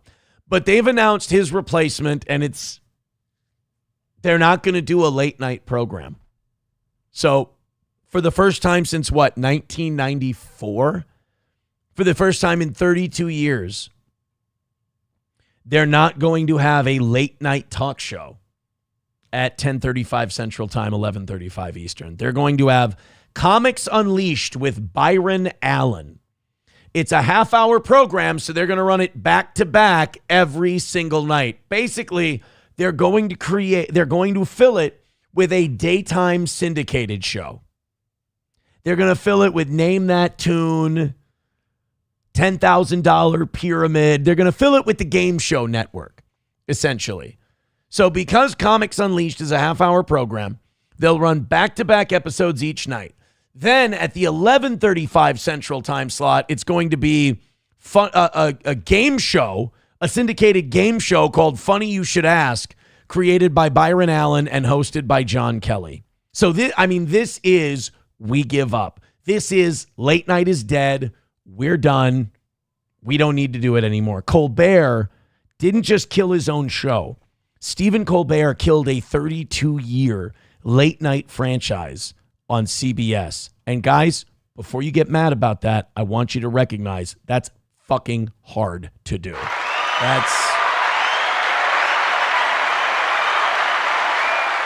That is an accomplishment by Stephen Colbert, if there ever was one. $1 from Joey Caravello. He says, I wish that Joker-loving shooter from Aurora was in the crowd. James, I know this one. I know my school shooters. James Holmes was the Aurora, Colorado shooter. I shouldn't smile because I know that. Thank you guys very much for that $1. We are a long ways away from tonight. We've made a whopping $15 in the first hour and a half. Let's do a little bit of a rally. Let's do some memberships, some Streamlabs, PayPal, Venmo, Super Chats, and let's make some money tonight. Let's make this, we had a great morning this morning. Let's have a great night tonight. Appreciate, like I said, you guys were incredible last week. Rabbi Smoothie says, yes, no relation to John Holmes. No. Although they could have called him James the Wad Holmes for a different reason. Probably wouldn't hit the same, I don't think. So there we go. We've got Colbert leaving, Byron Allen, and a fucking game show replacing it. Did they not replace James Corden when he left? Are they just so at 11:35 there's just bullshit right now? 11:35 Central Time. Just boy, late night is dead. And it doesn't have to be. You know, people say that late night's dead because the way people consume content has changed. Dude, late night sketches and late night interviews and all that stuff was made for digital media. It was made for YouTube. An interview with a celebrity, a funny sketch, a funny little monologue or whatever. It's all made for social media. These guys just fucking suck and they stopped being funny. They started cashing those checks and going, what propaganda do we need to shove down their throat? You let us know and we'll do it. Streamlabs, PayPal, Venmo, Super Chats, and Rumble Rants. Let's go, boys and girls. Let's make a dent this evening. All right, the Howard Stern thing. We got to get to this. And then we've got Kanye getting boycotted again, too. You know, it's been long enough for Kanye. First of all, he was right. Kanye was a lot of the stuff he said about the music industry and the fashion industry, he was 100% right. Okay, maybe the Hitler song was a bit rich. Fair enough. Everyone in a 20-year career is allowed, a moment or two. But like the Kanye shit, people still want to hear his music. People still want to see him. Let people see him. Let people watch him. There's still this bullying thing going on that when Kanye's going to perform at some festival, people brigade the sponsors and tell them, I'll never drink Budweiser again if you serve your product at that festival Kanye is going to be at, and they'll drop out. And if enough of these sponsors drop out, they'll dump Kanye. Well, it only takes one or two of these festivals to stand up and go, nope, he's performing here. We want Kanye here. He sells tickets, and he still does. And then those boycotts won't work. I'm just really hoping they can stick to that. But first, Howard Stern and his wife, Beth, are being sued by a woman who claims they fostered a hostile work environment when she was their executive assistant. So I'm guessing this isn't someone who works at the radio show. This is like someone who works with Howard and Beth when the show's over. A woman named Leslie Kuhn, stop it, is going after Howard and Beth in a New York court. She says when she worked as Howard and Beth's executive assistant, they asked her to move into their 20,000 square foot Southampton mansion, where she claims Beth put a lot on her plate. I mean, think about it. Howard's been wealthy since the 80s, 40 years. He's had a lot of money. He's not used to doing anything by himself. And now in the last 10 years, he's become like a complete Howard Hughes level shut-in. He doesn't want to leave his house. He's worried he's going to get sick. He's worried everything's going to kill him. He was insufferable during the pandemic. And he's such a germaphobe and he's such a neat freak that everyone who's around him needs to be, triple vaccinated, and everyone around him needs to take precautions and use hand sanitizer and all. Howard Stern will never leave the COVID era. For him, it will always be COVID. It's 2026. He's probably the only guy in the country who still says COVID in a serious way. So I can imagine that he's a fucking nightmare to work for. Kuhn claims that Beth tasked her with managing the mansion staff. You are the executive assistant, including scheduling, completing payroll, and managing general household operations like Beth's at-home cat rescue and fostering operation. I mean, so far, this doesn't seem like a toxic working environment. We are getting to this place, though, where people are getting bitter after they get fired, and they're going to sue people because they were made to do work at work. So I don't know. Immediately, I know everybody wants to shit on Howard Stern, and they want, and I already have, but I don't know. I'm skeptical of this before we get too far into the article, because to me, there's a lot of people now who, if they get fired, all of a sudden, all the jobs they had to do, that's just so terrible and so unfair, and it's a hostile working environment. You worked with cats. How hostile can it be? I mean, cats are cunts, but other than that, the woman claims that she was fired less than 2 years after moving in, and says her firing was a result of a hostile work environment and enablement of that hostile work environment, immense pressures on the household created by irresponsible and untenable animal rescue and fostering operations occurring on site, and massively disorganized and questionable business operations and accounting practices. All that led to you being fired? It wasn't just you were shit at your job. Now, first of all, if you're saying it was disorganized and you're saying it was run poorly, weren't you the executive assistant that she tasked with running the fucking thing? You did have an element of control over the situation. Now, while Kuhn doesn't offer any further detail about the untenable animal rescue situation, wow, weird. You mean she doesn't have any specifics? She's just, she worked for a couple who makes hundreds and hundreds and hundreds and hundreds and hundreds of millions of dollars and is worth almost $1 billion. And you're saying that after they fired her, she wants to sue them for a nice quick settlement? I don't believe it. You guys are so cynical. Beth and Howard make no secret about their passion for rescuing cats. Beth has said they had more than, holy shit, they had more than 900 cats in their home over a 5-year period. Not all at once. Still, bitch, that's too many cats. Kuhn says a law firm representing Howard's production company, 112, not the band, presented her with a separation agreement containing an ironclad NDA. Now, first of all, ironclad NDA, it depends on what attorneys you talk to. A lot of times NDAs aren't worth the paper they're printed on, because you have to be willing to go to court and sue them for violation of the NDA and pay all the money it takes for the violation of the NDA. And then if there's not a specified monetary amount for violating the NDA, you have to establish. I mean, there's a lot of places that use an NDA to scare people, to try and to bluff them a little bit. But most wealthy people are going to make you sign an NDA. I mean, you're not going to get out of places without one. The problem is, Kuhn claims the NDA was signed before she even interviewed. Again, that's normal too. What are they going to do? Make you sign an NDA after they fire you? Hey, you're fucking out of here. Get out of here, you piece of shit. You suck at your job. By the way, you want to sign this that says you won't talk shit about us after you leave? No, of course. When else are they supposed to? They don't want you talking about the interview process. They don't want you talking about anything. Now, she insists the signature on the document is nothing more than her typewritten name in the same font, style, and size used to identify the parties' names in the recitals of the agreement. I'm sorry, this just sounds like a lady who got fired by a couple of older rich people and is trying to sneak some cash out of them. And it probably ended bitter. Kuhn is suing and asking the court to declare the NDA as unenforceable so she can disclose the details of her employment and address any accusations that might hurl in her direction. Howard Stern has been reached out to. He's given no statement, nor should he. I mean, really, just, pay your lawyer, let him handle it. You're good. This really doesn't sound like a woman who's got a leg to stand on. And again, working for Howard, probably a giant fucking prick. Rabbi Smoothie says Aaron made Oz sign an NDA. I did no such thing.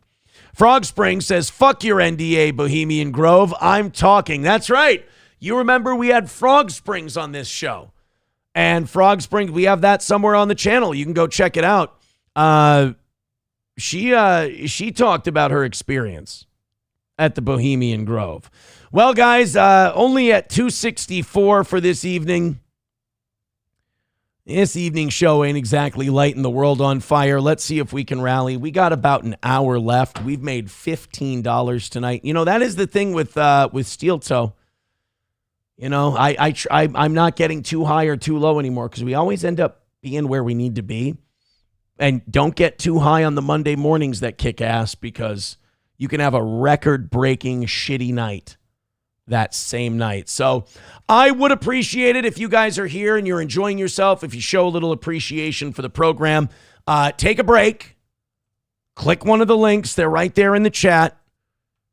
Streamlabs, PayPal, Venmo, Super Chats, Rumble Rants, all of it. And throw in a few bucks. We could really use your help tonight. It's not going great. Loving the show. Loving the energy. Don't want to spend too much time on this part, but I would say mildly urgent to get a rally going. Please and thank you. All right, let's get to the Kanye West thing. He's playing at this London festival. Well, so far, he's playing at this London festival. I don't know if he's going to end up playing at this London festival, but another sponsor has dropped out because Kanye is there. It's Pepsi has dropped out. Budweiser has dropped out. They're the latest one. And two other companies are now not working at this festival because Kanye is leading it. Big brands are cutting ties with Kanye left and right. Anheuser-Busch InBev is the latest sponsor to back out of the London Festival Ye's headlining this summer. Budweiser and Beatbox, both owned by Anheuser-Busch, were previously listed as sponsors of the Wireless Festival, but AB InBev said on Monday that's no longer the case. They're just one of several bands to drop out of the festival since Kanye was announced by as the headliner. I'll say this. Very ballsy of the festival because when it comes to bringing someone back, when it comes to reviving someone from being canceled, somebody's got to be first. I think for Mel Gibson, I think Robert Downey Jr. kind of endorsing him at the Golden Globes or the Oscars or whatever, that was kind of the sign that, okay, Mel's all right again. And for many other canceled people who have come back, there's always that first step out of hell, you know, that first thing that gives you a chance. And for Kanye, it's this London festival. PayPal, alcohol beverage giant Diageo, both pulled their sponsorship. Pepsi's out. InBev is out. Anheuser-Busch. Now, honestly, it would be huge if Coca-Cola jumped right in there. If, I don't know, what doesn't Diageo own? Like, I don't, who owns Absolute? You could have Absolute Vodka. I don't know much about the liquor industry. Who owns Absolute Vodka? Pernod Ricard. All right. What does Diageo own? Do they own all the expensive liquors that rappers trick poor black people into buying and drinking because they think it makes them cool? If you're on a budget, I got news for you. Sky Vodka gets you just as fucked up as Grey Goose. Okay? Jose Cuervo will fuck you up just as much as Patron or whatever else you're drinking. If you are a poor black person, having an investment account with 8% growth annually year over year is way more impressive than buying the $150 bottle of booze versus the $30 bottle of booze. So don't let the quote unquote premium spirit. Let me tell you something about premium spirits. They put that name on there and they charge you an extra $10 a bottle. They call Smirnoff a premium spirit because Diageo owns it. Smirnoff is rat piss. Always will be, always has been. When I was in my late teens and 20s, it was Kharkov, Smirnoff. It was one was just barely a rung up the ladder than the other one. Diageo owns Johnny Walker, Guinness, Smirnoff, Bailey's, Captain Morgan, Don Julio, Tanqueray, and Crown Royal. So kind of Diageo doesn't even own like the top end brands then. They own kind of the middle of the shelf crew, if you will. Ha! Baba Shab says, why are you addressing black people right now? We all know they haven't watched since April left. Hey, man, where'd that white bitch go? I thought you thought I was funny. No, we wanted to see the white meat. No. Damn. When Baba Shab's right, he's right. Nicholas, my golfing buddy, with $10. Thank you very much for the pity contribution to tonight's program. We appreciate that. Keep the pity going. Let's pity the toe. Thank you to Nicholas, Streamlabs, PayPal, Venmo, Super Chats, and Rumble Rants. So they haven't fired Kanye from this yet. Now, the Wireless Festival was previously called the Pepsi Max Presents Wireless Festival. So, hey, somebody can jump in real quick and grab the main sponsorship for cheap. I mean, seeing as Kanye makes the HH song and all that stuff, maybe Hugo Boss wants to sponsor this thing. That'd be perfect.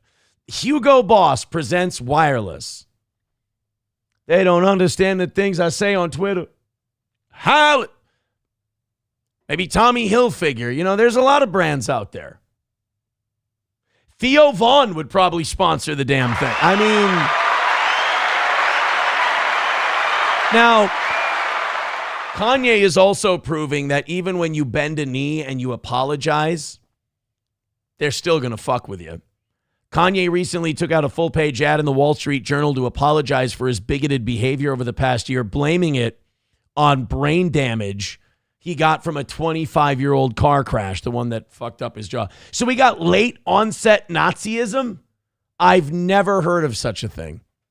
I've never heard of someone getting in a car accident and then 20 years later they start hating Jews. That's not a normal side effect of a bad car crash. He said it led to his eventual bipolar type 1 diagnosis. So, I'm sorry. I fucked up. I have a mental illness. I have to take care of my mental health. And even after you do that mea culpa, even after you prostrate yourself on the altar and tell them all you're sorry and you didn't mean it and they win and you lose, they're still going to bend you over and fuck you when you try to come back. And, he didn't need the money. He just did 2 comeback shows. He made $33 million on those 2 shows. It's just like, I don't even care what people say anymore. I don't even care what offensive thing they do. Watching someone like bend the knee and crawl on their belly and apologize and then still get fucked with, it kind of makes me side with them, to be honest. Oh no, oh geez, with 5 gifted memberships. Thank you, buddy. Oh no. Oh, geez. Hey, 5 gifted memberships. Hey, let's do that a couple more times. Let's keep that rolling. I think we might have a shot tonight, knock on wood. Let's go, baby. Let's go. Thank you very much. That also, we're over 600 memberships. We're 94 away from 700. What do you think, guys? Little bit of a membership chain? Run it back? More memberships? Everybody, I mean, who got one? Let's keep gifting them back. Frog Springs got one. Not My Lost Interest. Bobby Savaho got one. Keep passing them around. And let's see how long we can make this chain go. Thank you guys very much. Streamlabs, PayPal, Venmo, Super Chats, and Rumble Rants. Thanks a million for that generosity between Oh No, Oh Geez, and Nicholas, my golfing buddy. We get a little more of a rally going. Shit, we might have a shot at this thing yet tonight, my boys and girls. So thank you very much for your undying generosity toward the toe. My Lost Interest says, where's the Carmen? Oh, you know what? I'm sorry. I was so obsessed with getting his Oh No, Oh Geez drop in. Wanna fuck? Let's fuck! There you go. Yeah, My Lost Interest says, yeet. Wait, hey guys, memberships.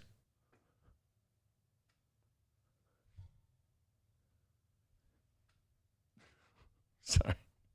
The real ones know. But hey, yo, thanks for the 5 gifted memberships. What do you guys think? 4 letters, 1 word,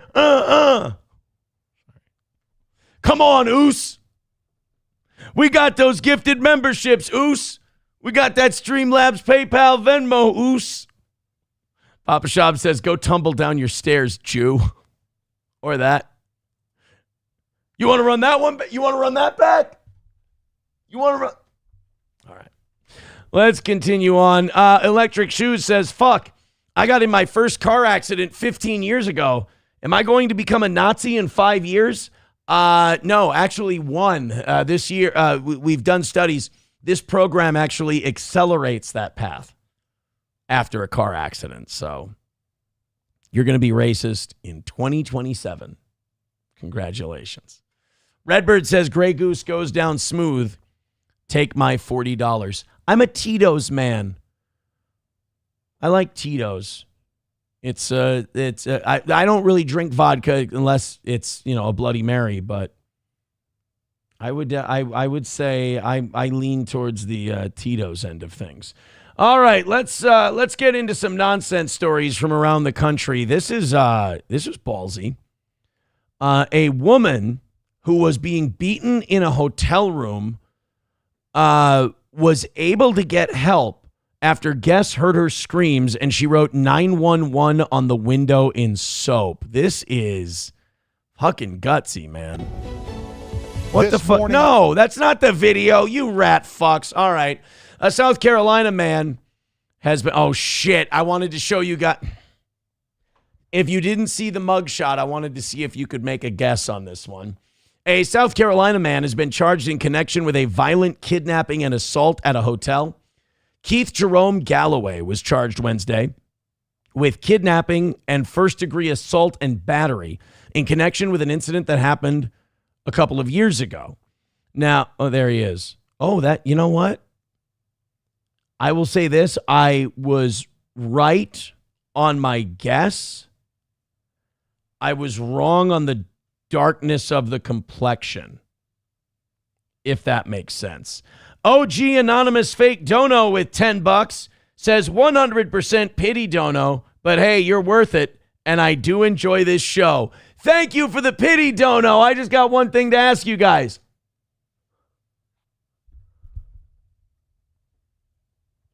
If you're not watching, you're just listening, just assume I'm doing something super retarded.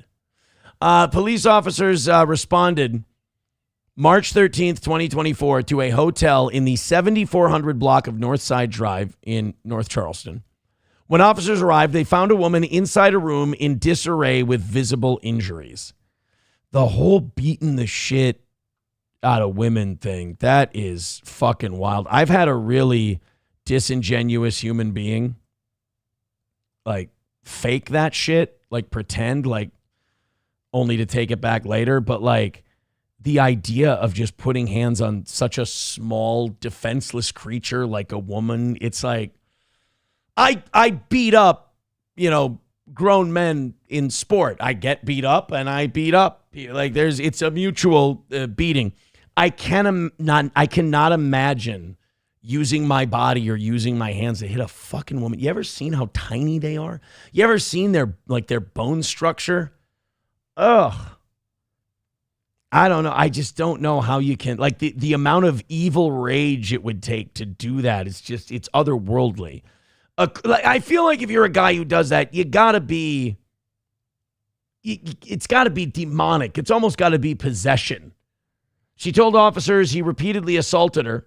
Police said hotel guests heard her screams. Investigators said Galloway fled on foot before officers arrived. The woman, still afraid to leave the room, wrote 911 and the room number on a window with soap, prompting others to check on her and help authorities. That's really great that she did that, because it can be really difficult in those situations to try and get help. It takes a lot of courage. There's also that that symbol that women will flash in public to let someone know they need help. I feel like we should all be very familiar with that signal. You know, just in case you end up encountering it. Thank you, anonymous OG fake dono for that $10. You guys are getting it. We're almost in double digits. One more of those 5 gifted memberships, a nice gifted membership run, and we might be able to notch a W tonight. Run it back. Let's go. Streamlabs, PayPal, Venmo, Super Chats, Rumble Rants. Let's do it, my man. Let's do it, Oos. What do you say? We do have to. I saw this one. Okay. I saw this on the website that we got that last story from, and it's a little too perfect for me not to do it. And I figure Bapa Shab, Hobo Chili Recipe, and Roots will love this one. And I hope the rest of you do as well. You guys want to play a game called Go Ahead and Guess? I'm going to read you a headline. Then we're going to play the video. We usually give Popeyes a lot of shit for being like the crime chicken place. Don't guess yet. I haven't even told you. Stop. I can already see people in the chat. Black. And you might be surprised, So we don't have one of these in this area. The most ghetto chicken place we have is Popeyes. But apparently Dave's Hot Chicken takes that shit to the stratosphere. Man, when it comes to people wiling out at a chicken place, fuck Popeyes running out of spicy chicken sandwiches. You go to a Dave's Hot Chicken and apparently shit is popping off. I had no idea. Let's take a look. At least I know to go. Well, by the way, you were all right. At least I know to go to the city council meeting whenever there's a zoning permit vote on whether or not we should have a Dave's Hot Chicken in town. I'll go, you know what? We should rethink this one. I mean, is blandly seasoned white people chicken really all that bad? Let's find out what happened. Police have confirmed the suspect in the deadly shooting outside the Dave's Hot Chicken on Victory Drive was an employee of the restaurant. There is something about the black chicken employees. They're a lot more real than the others. When they fucking had it, you'll know they've had it because they'll cap your ass for asking for an extra sauce for free. Well, you bent the rules. You know how it's supposed to go. You take responsibility for your fuck-ups. But they don't, they've never heard the mantra, the customer's always right at Dave's Hot Chicken. Investigators say the employee, 19-year-old Jacoby Johnson, shot and killed 21-year-old Nasia Williams around. See, again, 19 years old, your whole life, fucked. How do you get that way? How do you come up in 19 years that you're working at Dave's Hot Chicken and you go, you know what I should fuck up everything for? You know what I should basically take the next 60 years of my life and flush it down in the fucking shitter for? I should shoot this person pissing me off at my chicken job. I can't get into that headspace. I can't. You know which one? You know what headspace I can get into easily? Being violent towards someone who would hurt innocents, women, children, things like that. That I can understand.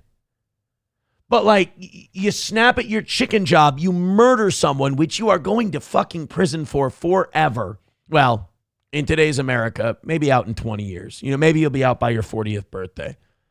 But to just flush it all down the toilet for your hot chicken job, I can't grasp it. By Friday night, after a dispute outside the restaurant, Williams died at the scene. The restaurant has since reopened. Johnson is charged with murder and aggravated assault. The restaurant has since opened. They're like, oh, you act like this is the first time someone's been capped to death outside our restaurant. No, we're good. We'll be open tomorrow. That's honestly, I have a guy.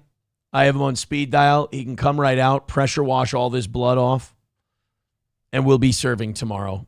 We might skip breakfast. It might be more of a lunch thing, but our clientele doesn't get up till later anyway. We should be fine. Nomo says, going to prison for life over a fast food order. Bro, it wasn't even over the fast food order. It was out in the parking lot over some other bullshit at his hot chicken job. Look, you can't save them all, bro. Yeah, Owl B. Joshing says, love that chicken at Popeyes. I've never seen a Dave's Hot Chicken.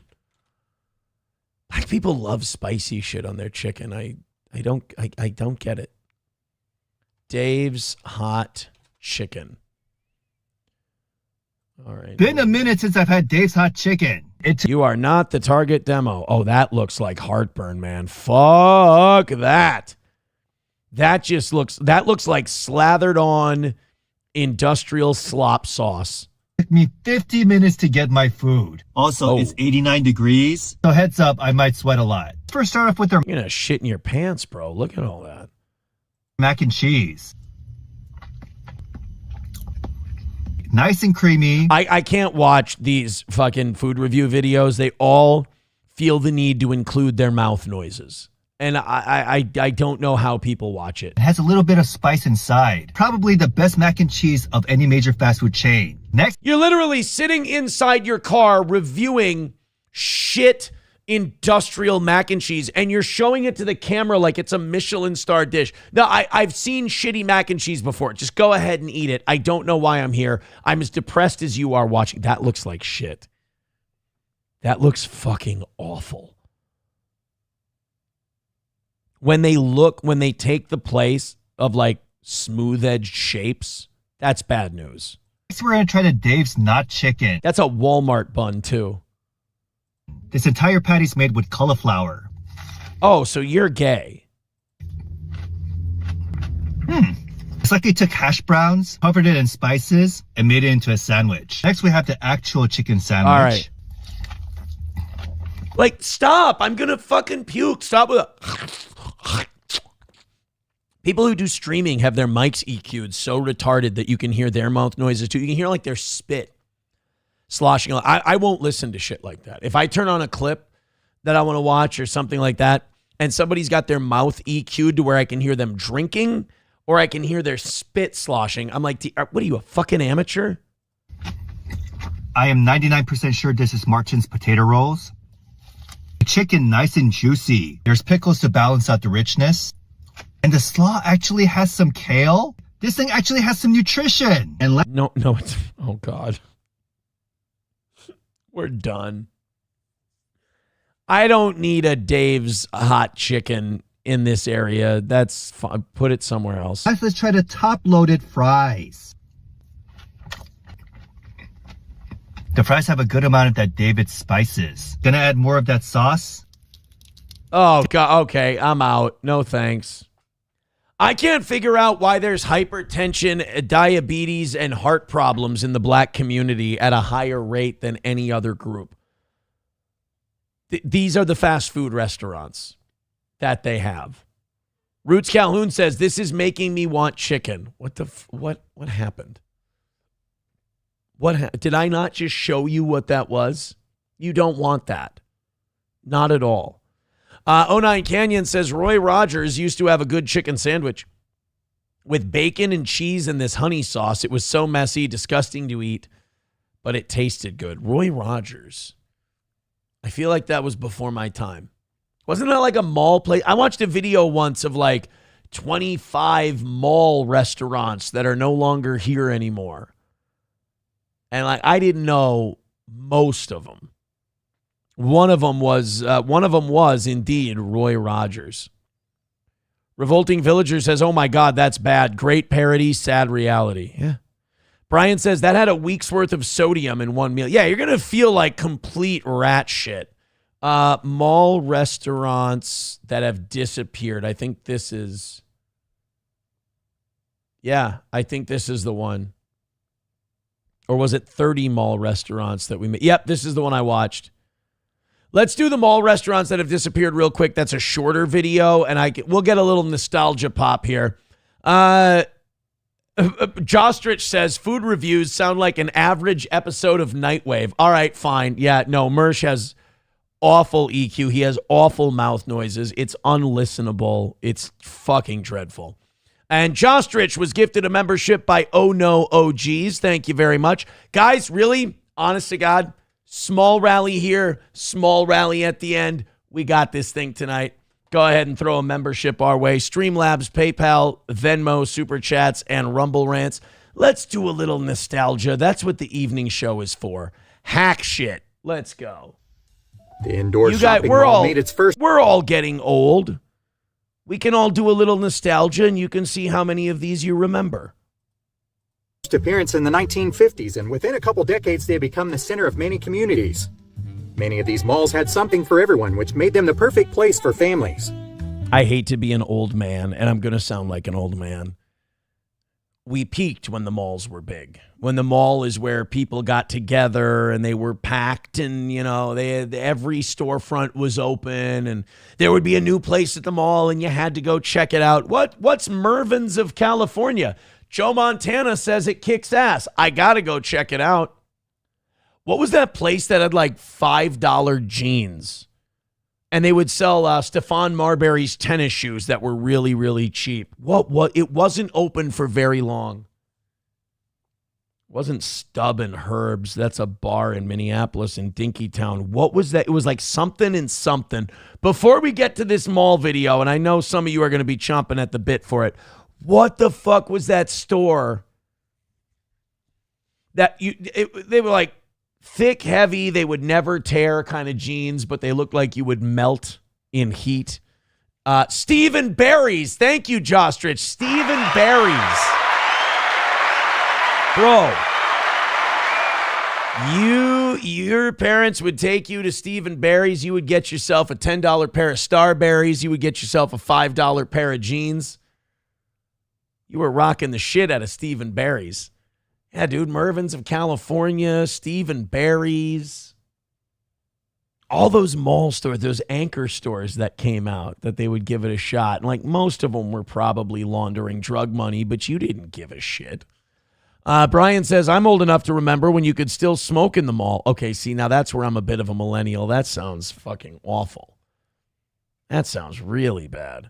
But like, Crossroads Mall here in St. Cloud, that still does some business. That still does okay. They got a guy there. Like now that SP and I are getting older and you start to understand the ways of the world, the older we get, the more we walk around the mall going, you think they're laundering drug money? It's also because we just watched Better Call Saul and Breaking Bad in that order again. And it is hard not to walk by places in the mall and go, math just doesn't math on how they can stay open. They got to be taking some dirty money. Like, I don't want to put anybody on blast because I can't make this allegation because I have no knowledge of whether or not they're doing it, but there's a guy in the mall and he just sells watches and he repairs watches. He's not like a jewelry store, just sells watches and shit. And I'm like, there is no way that guy isn't a fence or that, there's maybe it's just, I don't know. It looks like one of those places that shouldn't be there as long as it's been there. It's very tacky from the outside. I'm just saying, they're either way better businessmen than I give them credit for, or there's something extracurricular going on there. That's all. Let's go into this. Mall restaurants that have disappeared. Let's see how many of them you know. And while we're doing this, hit like, hit subscribe, hit follow, throw a little something to the toe. We are a listener-supported program. Streamlabs, PayPal, Venmo, Super Chats, and Rumble Rants. Here we go. Most teens who went to these malls loved the opportunity to shop, eat, hang out with friends, and play arcade games. The 1970s and 80s are considered to be the heyday of the shopping malls, but they are still around. Bro, fucking 90s were solid for malls. The 90s were still very good. You had the Twister Corn shop or caramel corn. The best was the Twister Corn. I'm sad that it's gone. Throughout the years, stores and food court restaurants have had to evolve in order to keep up with the ever-changing retail shoppers.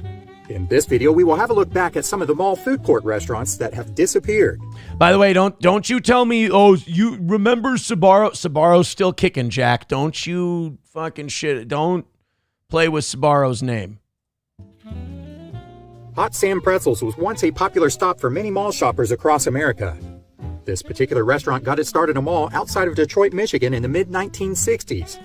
They served up hot Bavarian-style soft pretzels that were convenient and delicious for those that wanted a quick bite. And there's nothing wrong with them being gone because we have Pretzel Maker now, and Pretzel Maker is superior. So it's fine. Over the next couple decades, the brand grew to over 175 locations. When it was in its height during the 1990s, it was sold to Mrs. Fields, the beloved cookie chain. Oh.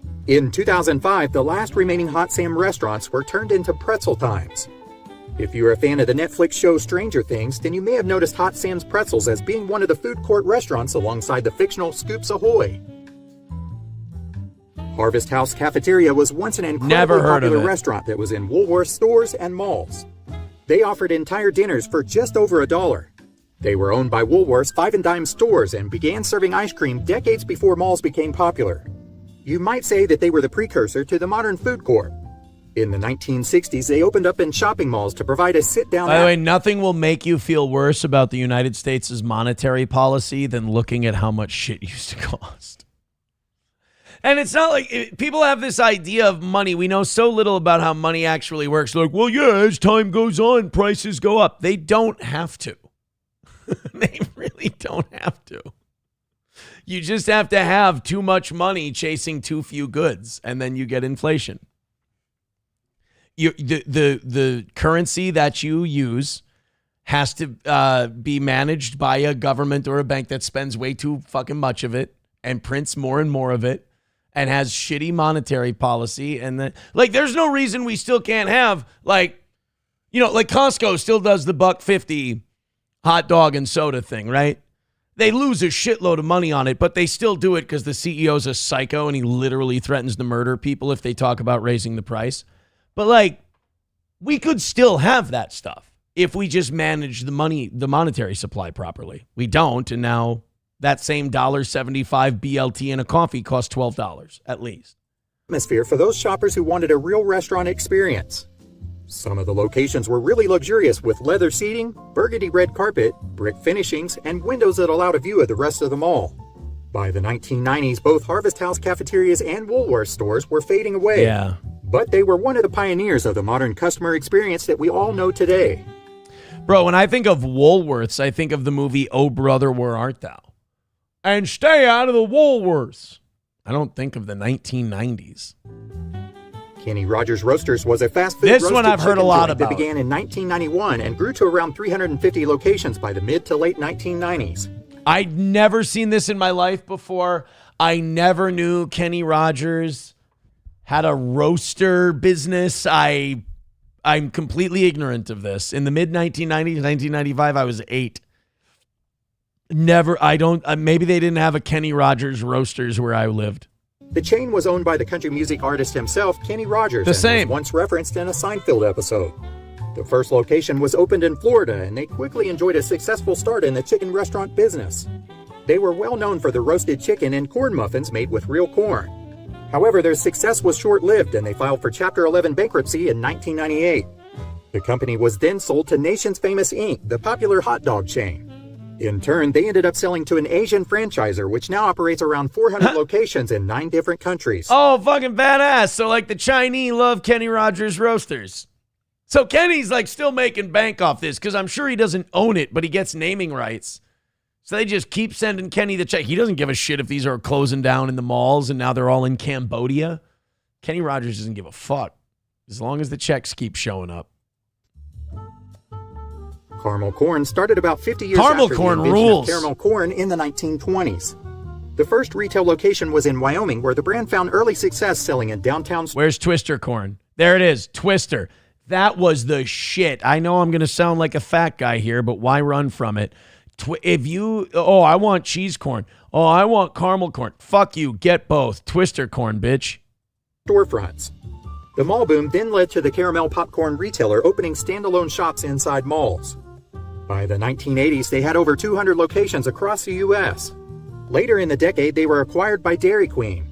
As malls began to decline, so did the caramel corn location. Bro, caramel corn stayed strong in Northtown Mall until the 2000s. I'm here to testify.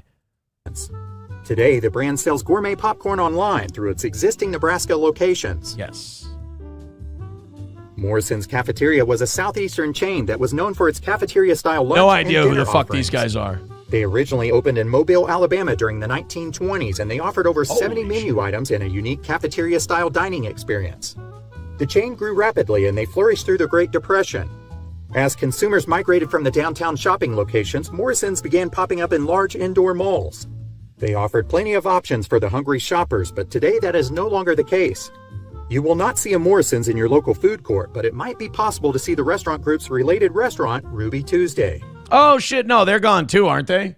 There's no more Ruby Tuesday. The Mall of America used to have one. I think it's gone.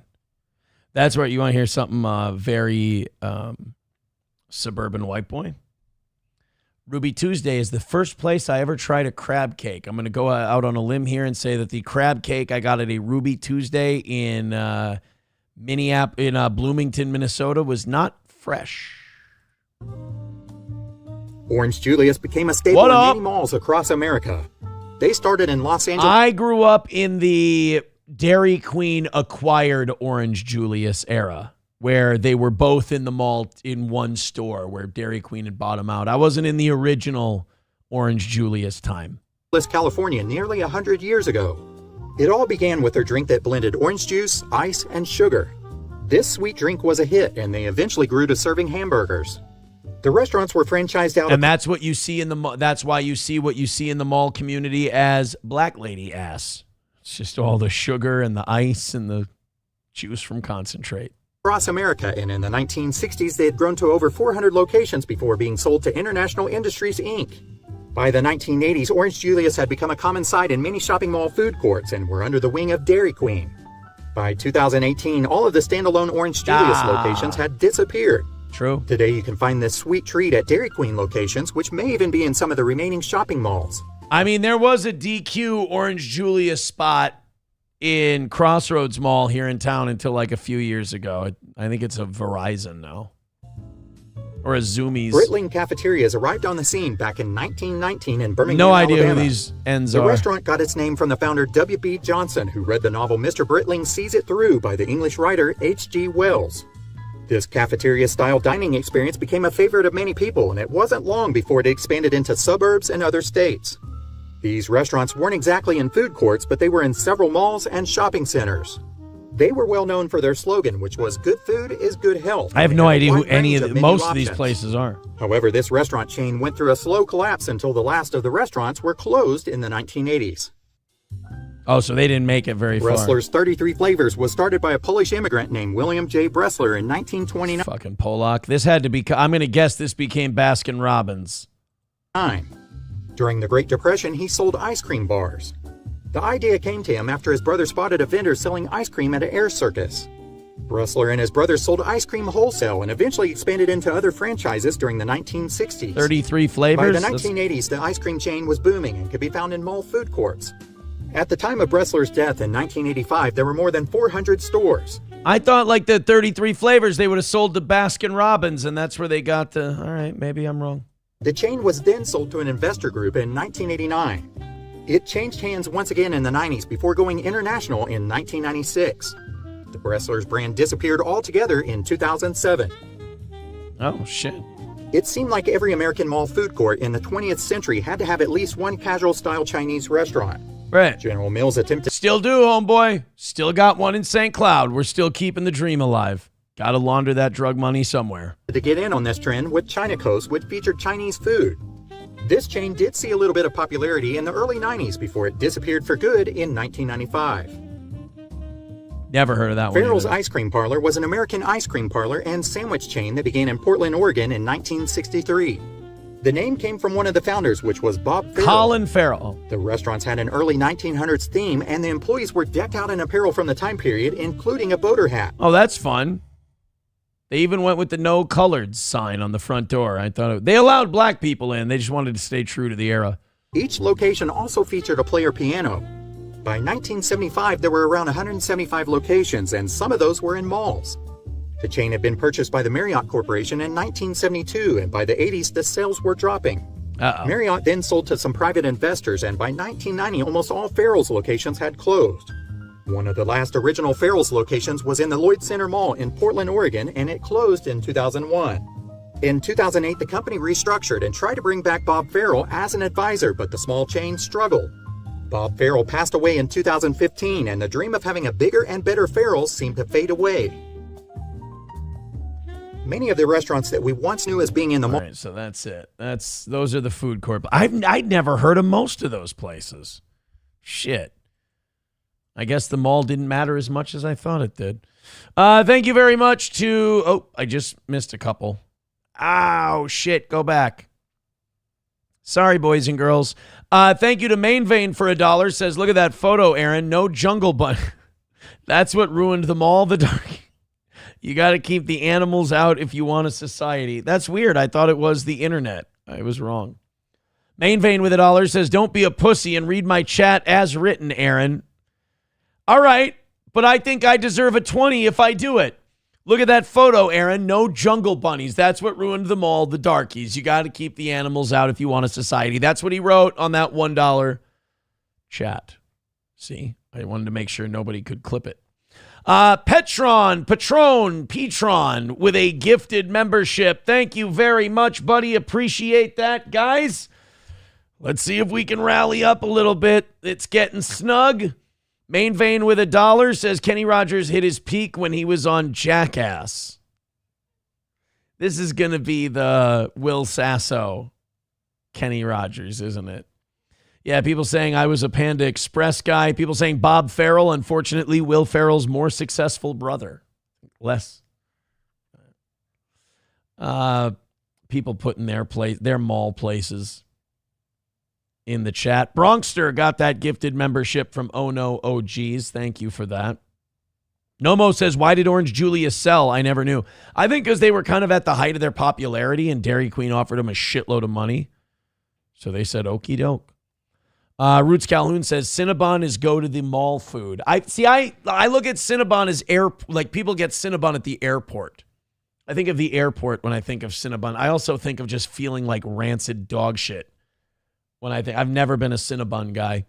Ruby Tuesday was way overpriced. Yeah, Ruby Tuesday was like more expensive than an Applebee's, but not as good. Or not as good. Like not as what am I trying to say? Not as good as the price difference between the two. Like Ruby Tuesday was kind of Applebee's-ish, only more money. So I never got the appeal of a Ruby Tuesday. Main Vein with $20 says you earned it. Thank you, buddy. Wanna fuck? Let's fuck. Thank you very much. I'll sing for my supper, no doubt about it. Hey guys, 15 minutes until rally time, and we're in double digits. So thank you very much. Let's see if how close we can get for today. Please and thank you. Again, Streamlabs, PayPal, Venmo, Super Chats, and Rumble Rants. All the links are in the chat. Thanks again. All right, Kenny Rogers on Jackass. Hi, I'm Kenny Rogers, and this is Jackass. By the way, Will Sasso's Kenny Rogers is just so insulting because it sounds nothing like Kenny Rogers. It's just an old drunk hillbilly man. And that's what makes it so funny. It's just, hey, I'm going to do a Will Sasso. Like, this was the greatness of Mad TV, is they kind of just let him do whatever. Like, Will Sasso goes, I'm going to do a Kenny Rogers character. Oh, really? Do you do a good Kenny Rogers impression, Will? Not at all. I'm just going to make him a retarded drunk man.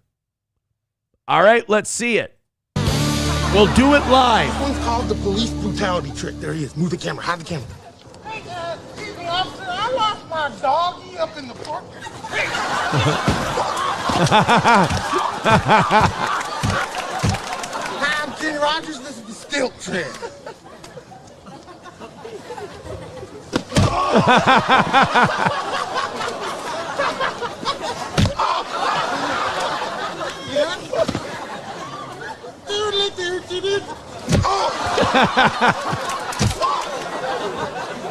So fucking stupid. Wanna fuck? Let's fuck. Thank you, Karmic. It's so dumb. But it's funny. Will Sasso, somebody said in the chat that he's underrated. Will Sasso is one of the funniest people in the history of American comedy. To say that Will Sasso is underrated is an understatement. I mean, he's so fucking good. And like, I mean, he must do okay, but it's like, he's not one of those guys who was like, I want to have the biggest comedy career you've ever seen. He's like, He just seems like a guy who wants to have a good time. I don't fucking know him, so I guess I shouldn't be like, yeah, he actually is like this. It just seems that way. Oh, I forgot about Kenny Rogers, jackass. Hey, you want to meet Root's new girlfriend? I'm telling you, buddy, I think she's the one. I think you might like this one. I think it's worth going to say hello. She's in Utah, a place called Mill Creek. A Midvale woman was arrested Thursday, just now, hear me out, and accused of cutting the brake lines of a vehicle belonging to a couple who have a stalking injunction against her. Just loves a little too much, that's all. Toria Ray Stein. Oh, well, that rules out Papa Shab. 32 years old, was booked into the Salt Lake County Jail Thursday and charged Friday in 3rd District Court with attempted murder, 1st-degree felony, and 2 counts of stalking, a 2nd-degree felony. Yeah, you cut somebody's brakes, they're going to think that you were trying to kill them. The victim couple lives in the Mount Air community in Parley's Canyon. The wife told police that in late February, she got into her Honda CRV, quit bragging, finding the brake pedal was not working and went straight to the floorboard. Uh-oh. Fortunately, the vehicle was not being driven. When the woman and her husband had their brakes checked, they discovered both front brake lines had been intentionally cut. The couple suspected Stein. Yeah. A woman who has had incidents with the husband since 2020 and who the couple currently have a stalking injunction against, and that she was responsible for cutting the brakes. Stein is an ex-girlfriend of the husband whom he dated from 2018 to April 2020. Yeah, she sees him out at diners and stuff. She brings him a gift. He says, if it's a severed head, I'm going to be very upset. Oh, it was a COVID breakup. During their relationship, Stein displayed intense jealousy and emotional outbursts, which caused him to break up with her, the charges state.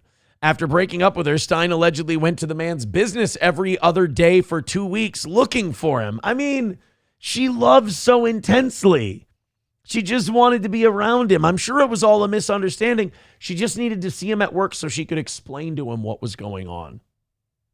Stein also attempted to contact the man at home there, times by walking the 4 miles. It's going to sound worse than it is. By walking the 4 miles from the front gate at Mount Airy to his cabin doorstep, including once after dark. Well, maybe she had shit to do all day. Maybe she's a career woman. During all these confrontations, Stein was agitated, yelling, and emotional. Well, I mean, she just loved him. You guys could so fix her. After the couple discovered the brake lines were cut, detectives looked at Stein's phone data and learned she was in the Mount Airy community during the time the couple believed the brakes were cut. So wait a minute. All you have to do is like go to a bar, leave your phone there and say, I was at a bar that night. I was at a bar drinking, and then go back after you cut the brake lines and close out your tab and be like, yeah, I was there until like, I don't know, 12 o'clock. I was shutting the place down. Go ahead and check my phone. They check your phone, and sure enough, you were at the bar. Perfect. And then people don't really know times. They don't really. So the bartender will be like, yeah, I saw her here. She was here. Oh, well, do you have a credit card receipt? Yeah, sure, I got one. Yeah, it says here she was here until 12:30. Now, there's also, you could also just not cut your ex's brake lines. That would be fucking rad. So make sure I gotta make sure the Tahoe's in the garage. Not for any woman I used to be involved with. Some people have a hard time letting go of the toe, if you know what I mean. They also obtained a warrant for her internet search history and reported finding searches for where are the brake lines on a car and did someone cut my brake line. Toria also visited a YouTube about a tutorial on how to find car brake lines. Did you write down on a Honda CRV too? I mean, don't make it too hard for them. On February 8th, 2026, Toria searched, is brake fluid flammable? Stein was arrested Thursday at her home in Midvale. I don't know, guys. Maybe it was just a bad match. Maybe they could still be all right. Maybe maybe that's just not the guy for her. Maybe she just needs someone to let her know that there's still life out there. And there's still good men who will take care of her, who will help her out. 09 Canyon says, that's just called being a devoted partner. By the way, Revolting Villager says, yay, I'm going to go touch grass. Fun show. Adios. Thank you. I appreciate that. Brett McCart says, that's attempted murder. Yeah, apparently so. Cutting brake lines. The law frowns upon that. Mountain Jews says, did they post a picture of her? No, unfortunately not. Probably because it would have swayed you too much. You would have saw her and she's like a total looker and you would have been like, oh, she's not guilty. That guy probably did something to her. 09 Canyon says, it's like nobody ever watches or reads the news. She's fine. Again, she just needs the right guy. She just needs someone who's going to appreciate her devotion. That's all. Brett McCart says, should have went with an ignition bomb in the gas tank. Now, what? Does this sound like a woman who needs ideas? All right, guys, you are double digits away from knocking out tonight. We got about 4 minutes until we run the rally. Let's see if you guys feel like locking it down and giving us a win for the toe. Ooh, I don't know if we're going to rally up to hit this number. It is not a big crowd tonight. We got about 252 checking out the show right now. We'll see. We caught ourselves a W this morning, and it was nice and easy, and I do appreciate it. We'll see if we end up knocking out that last 90 for tonight. Couple 5 gifted memberships, couple of 10. We'll be all right. We'll be all right.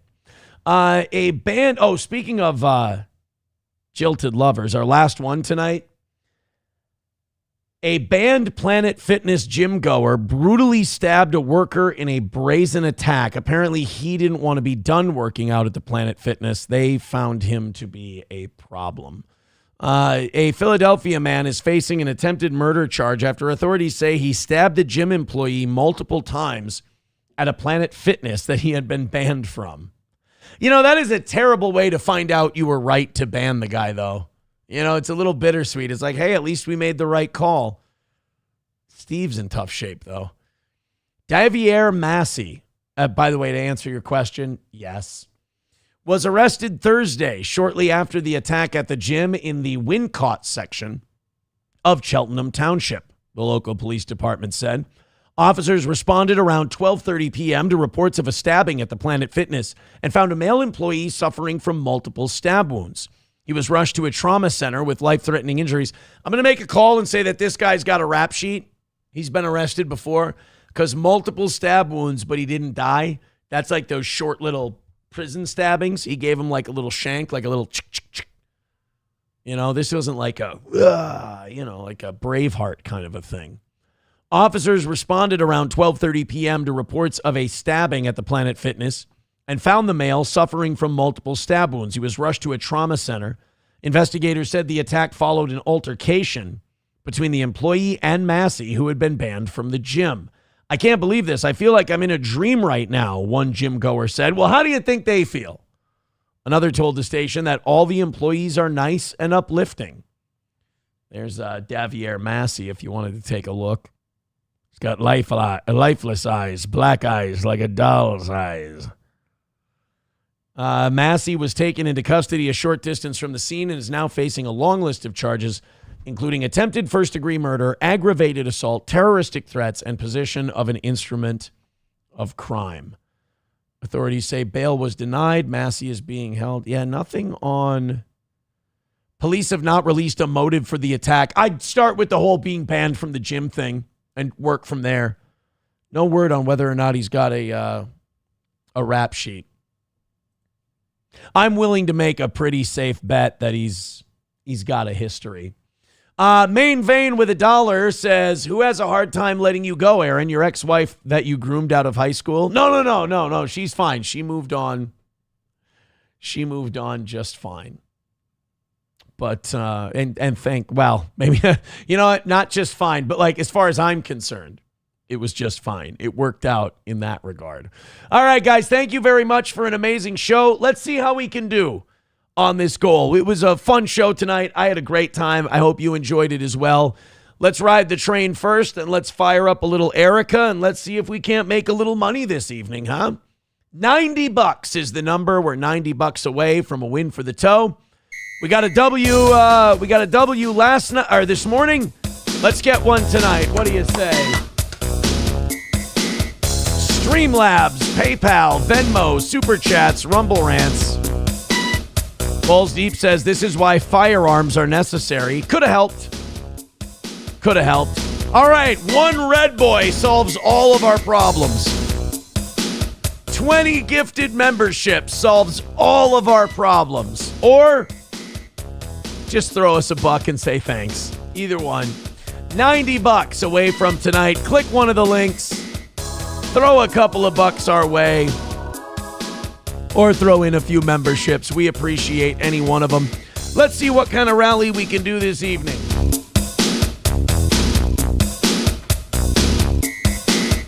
We had a few good little spurts this evening. Let's see if we can't get that number down. You know, I've definitely learned that this audience is going to hit your numbers every week. It's just a matter of how. And of course, anytime we have a miss, it's just more of an opportunity for Oz on Thursdays. But let's see if we can't get this one down a little bit. I had fun tonight. I just hope you guys feel like throwing a couple of bucks at the toe. Streamlabs, PayPal, Venmo, Super Chats, and Rumble Rants, please and thank you. Let's go. Gotta have a little bit of a rally, right? Just a little.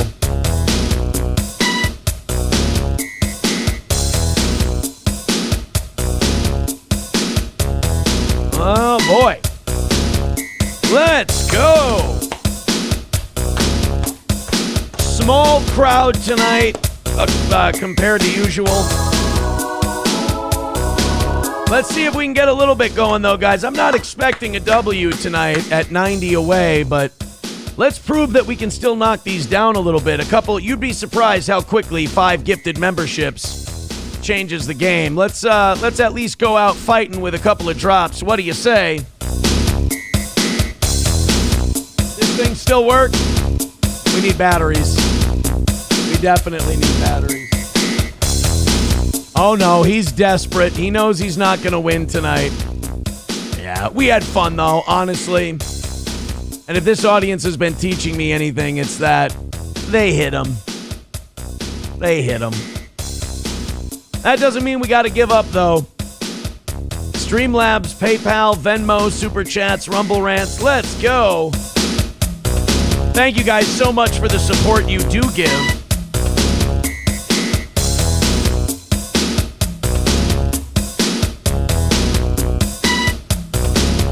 Well, it looks like we're going to go 0 for the first song. Thank you so much. Hit like, hit subscribe, and hit follow. That's free, and I do appreciate it. Red Fox Mad with $5. Thank you very much. Guys, another 15 gets us to the hundo mark for the night. Red Fox Mad says, Aaron, when are you coming to Detroit for a comedy show and a golf tournament? When the gas prices go down. That's when. All right, thank you for the $85 away from tonight. Let's see if we can, like I said, a red boy on Rumble solves all our problems. Let's get a little something going here. Well, we didn't totally swing and miss on the first song. Let's see if we can get a little more traction on this second one. Fire up the old school. $2 from Vince Griswold. Thank you very much. Every $2 helps. Richard Head says if you can get past the smell in Detroit, that's not very kind. All right, all the links are in the chat. Streamlabs, PayPal, Venmo. D747 says, here you go. I'm sad now. Don't be sad. We had a great show this evening. You can't win them all.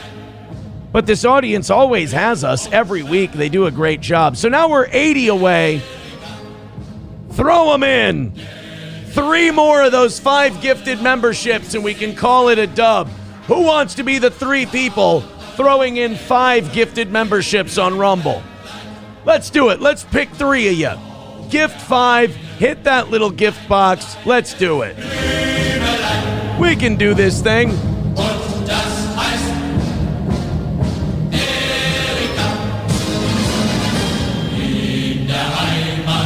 Richard Head says, check April's toy for batteries if you can stand the smell. Oh, God. That is gross. That is really gross. $80 away from tonight. Let's go. Let's get a couple of bucks in and notch an old dub for the toe. 3 amigos, as MSO says. 3 amigos with 5 gifted memberships. And we can do this thing. Let's see it. Come on, baby. A little tithe for the toe.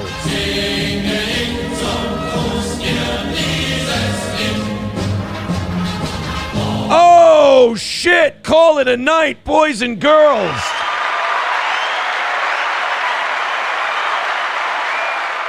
Wow. That is that Red Boy. See what happens when you don't beg and you just tell everyone, thank you, nice. Here, we're going to give you 5 or 6 minutes to throw in a couple bucks if you want. I feel like tonight's show is good. Why is it that when I go, I'm fine with losing tonight, we're cool, then I hit? Maybe it's a lesson I should learn. Thank you very much to Main Vein with a Red Boy. And I just want to say thank you for making it happen. Thank you.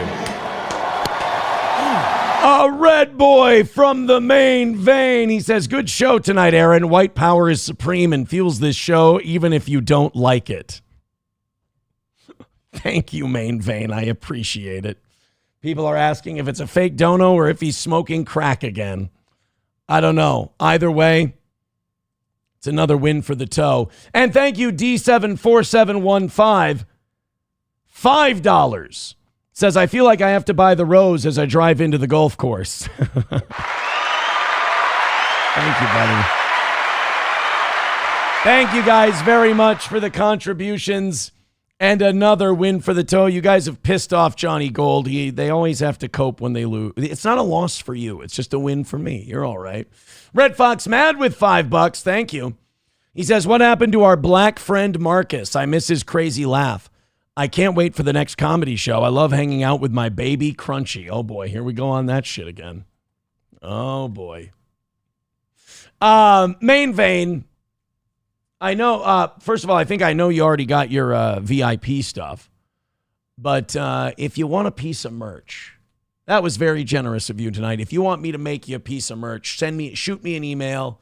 I'll send something out to you this week. I got to make a couple of, no, I just have to make one order. This week so far.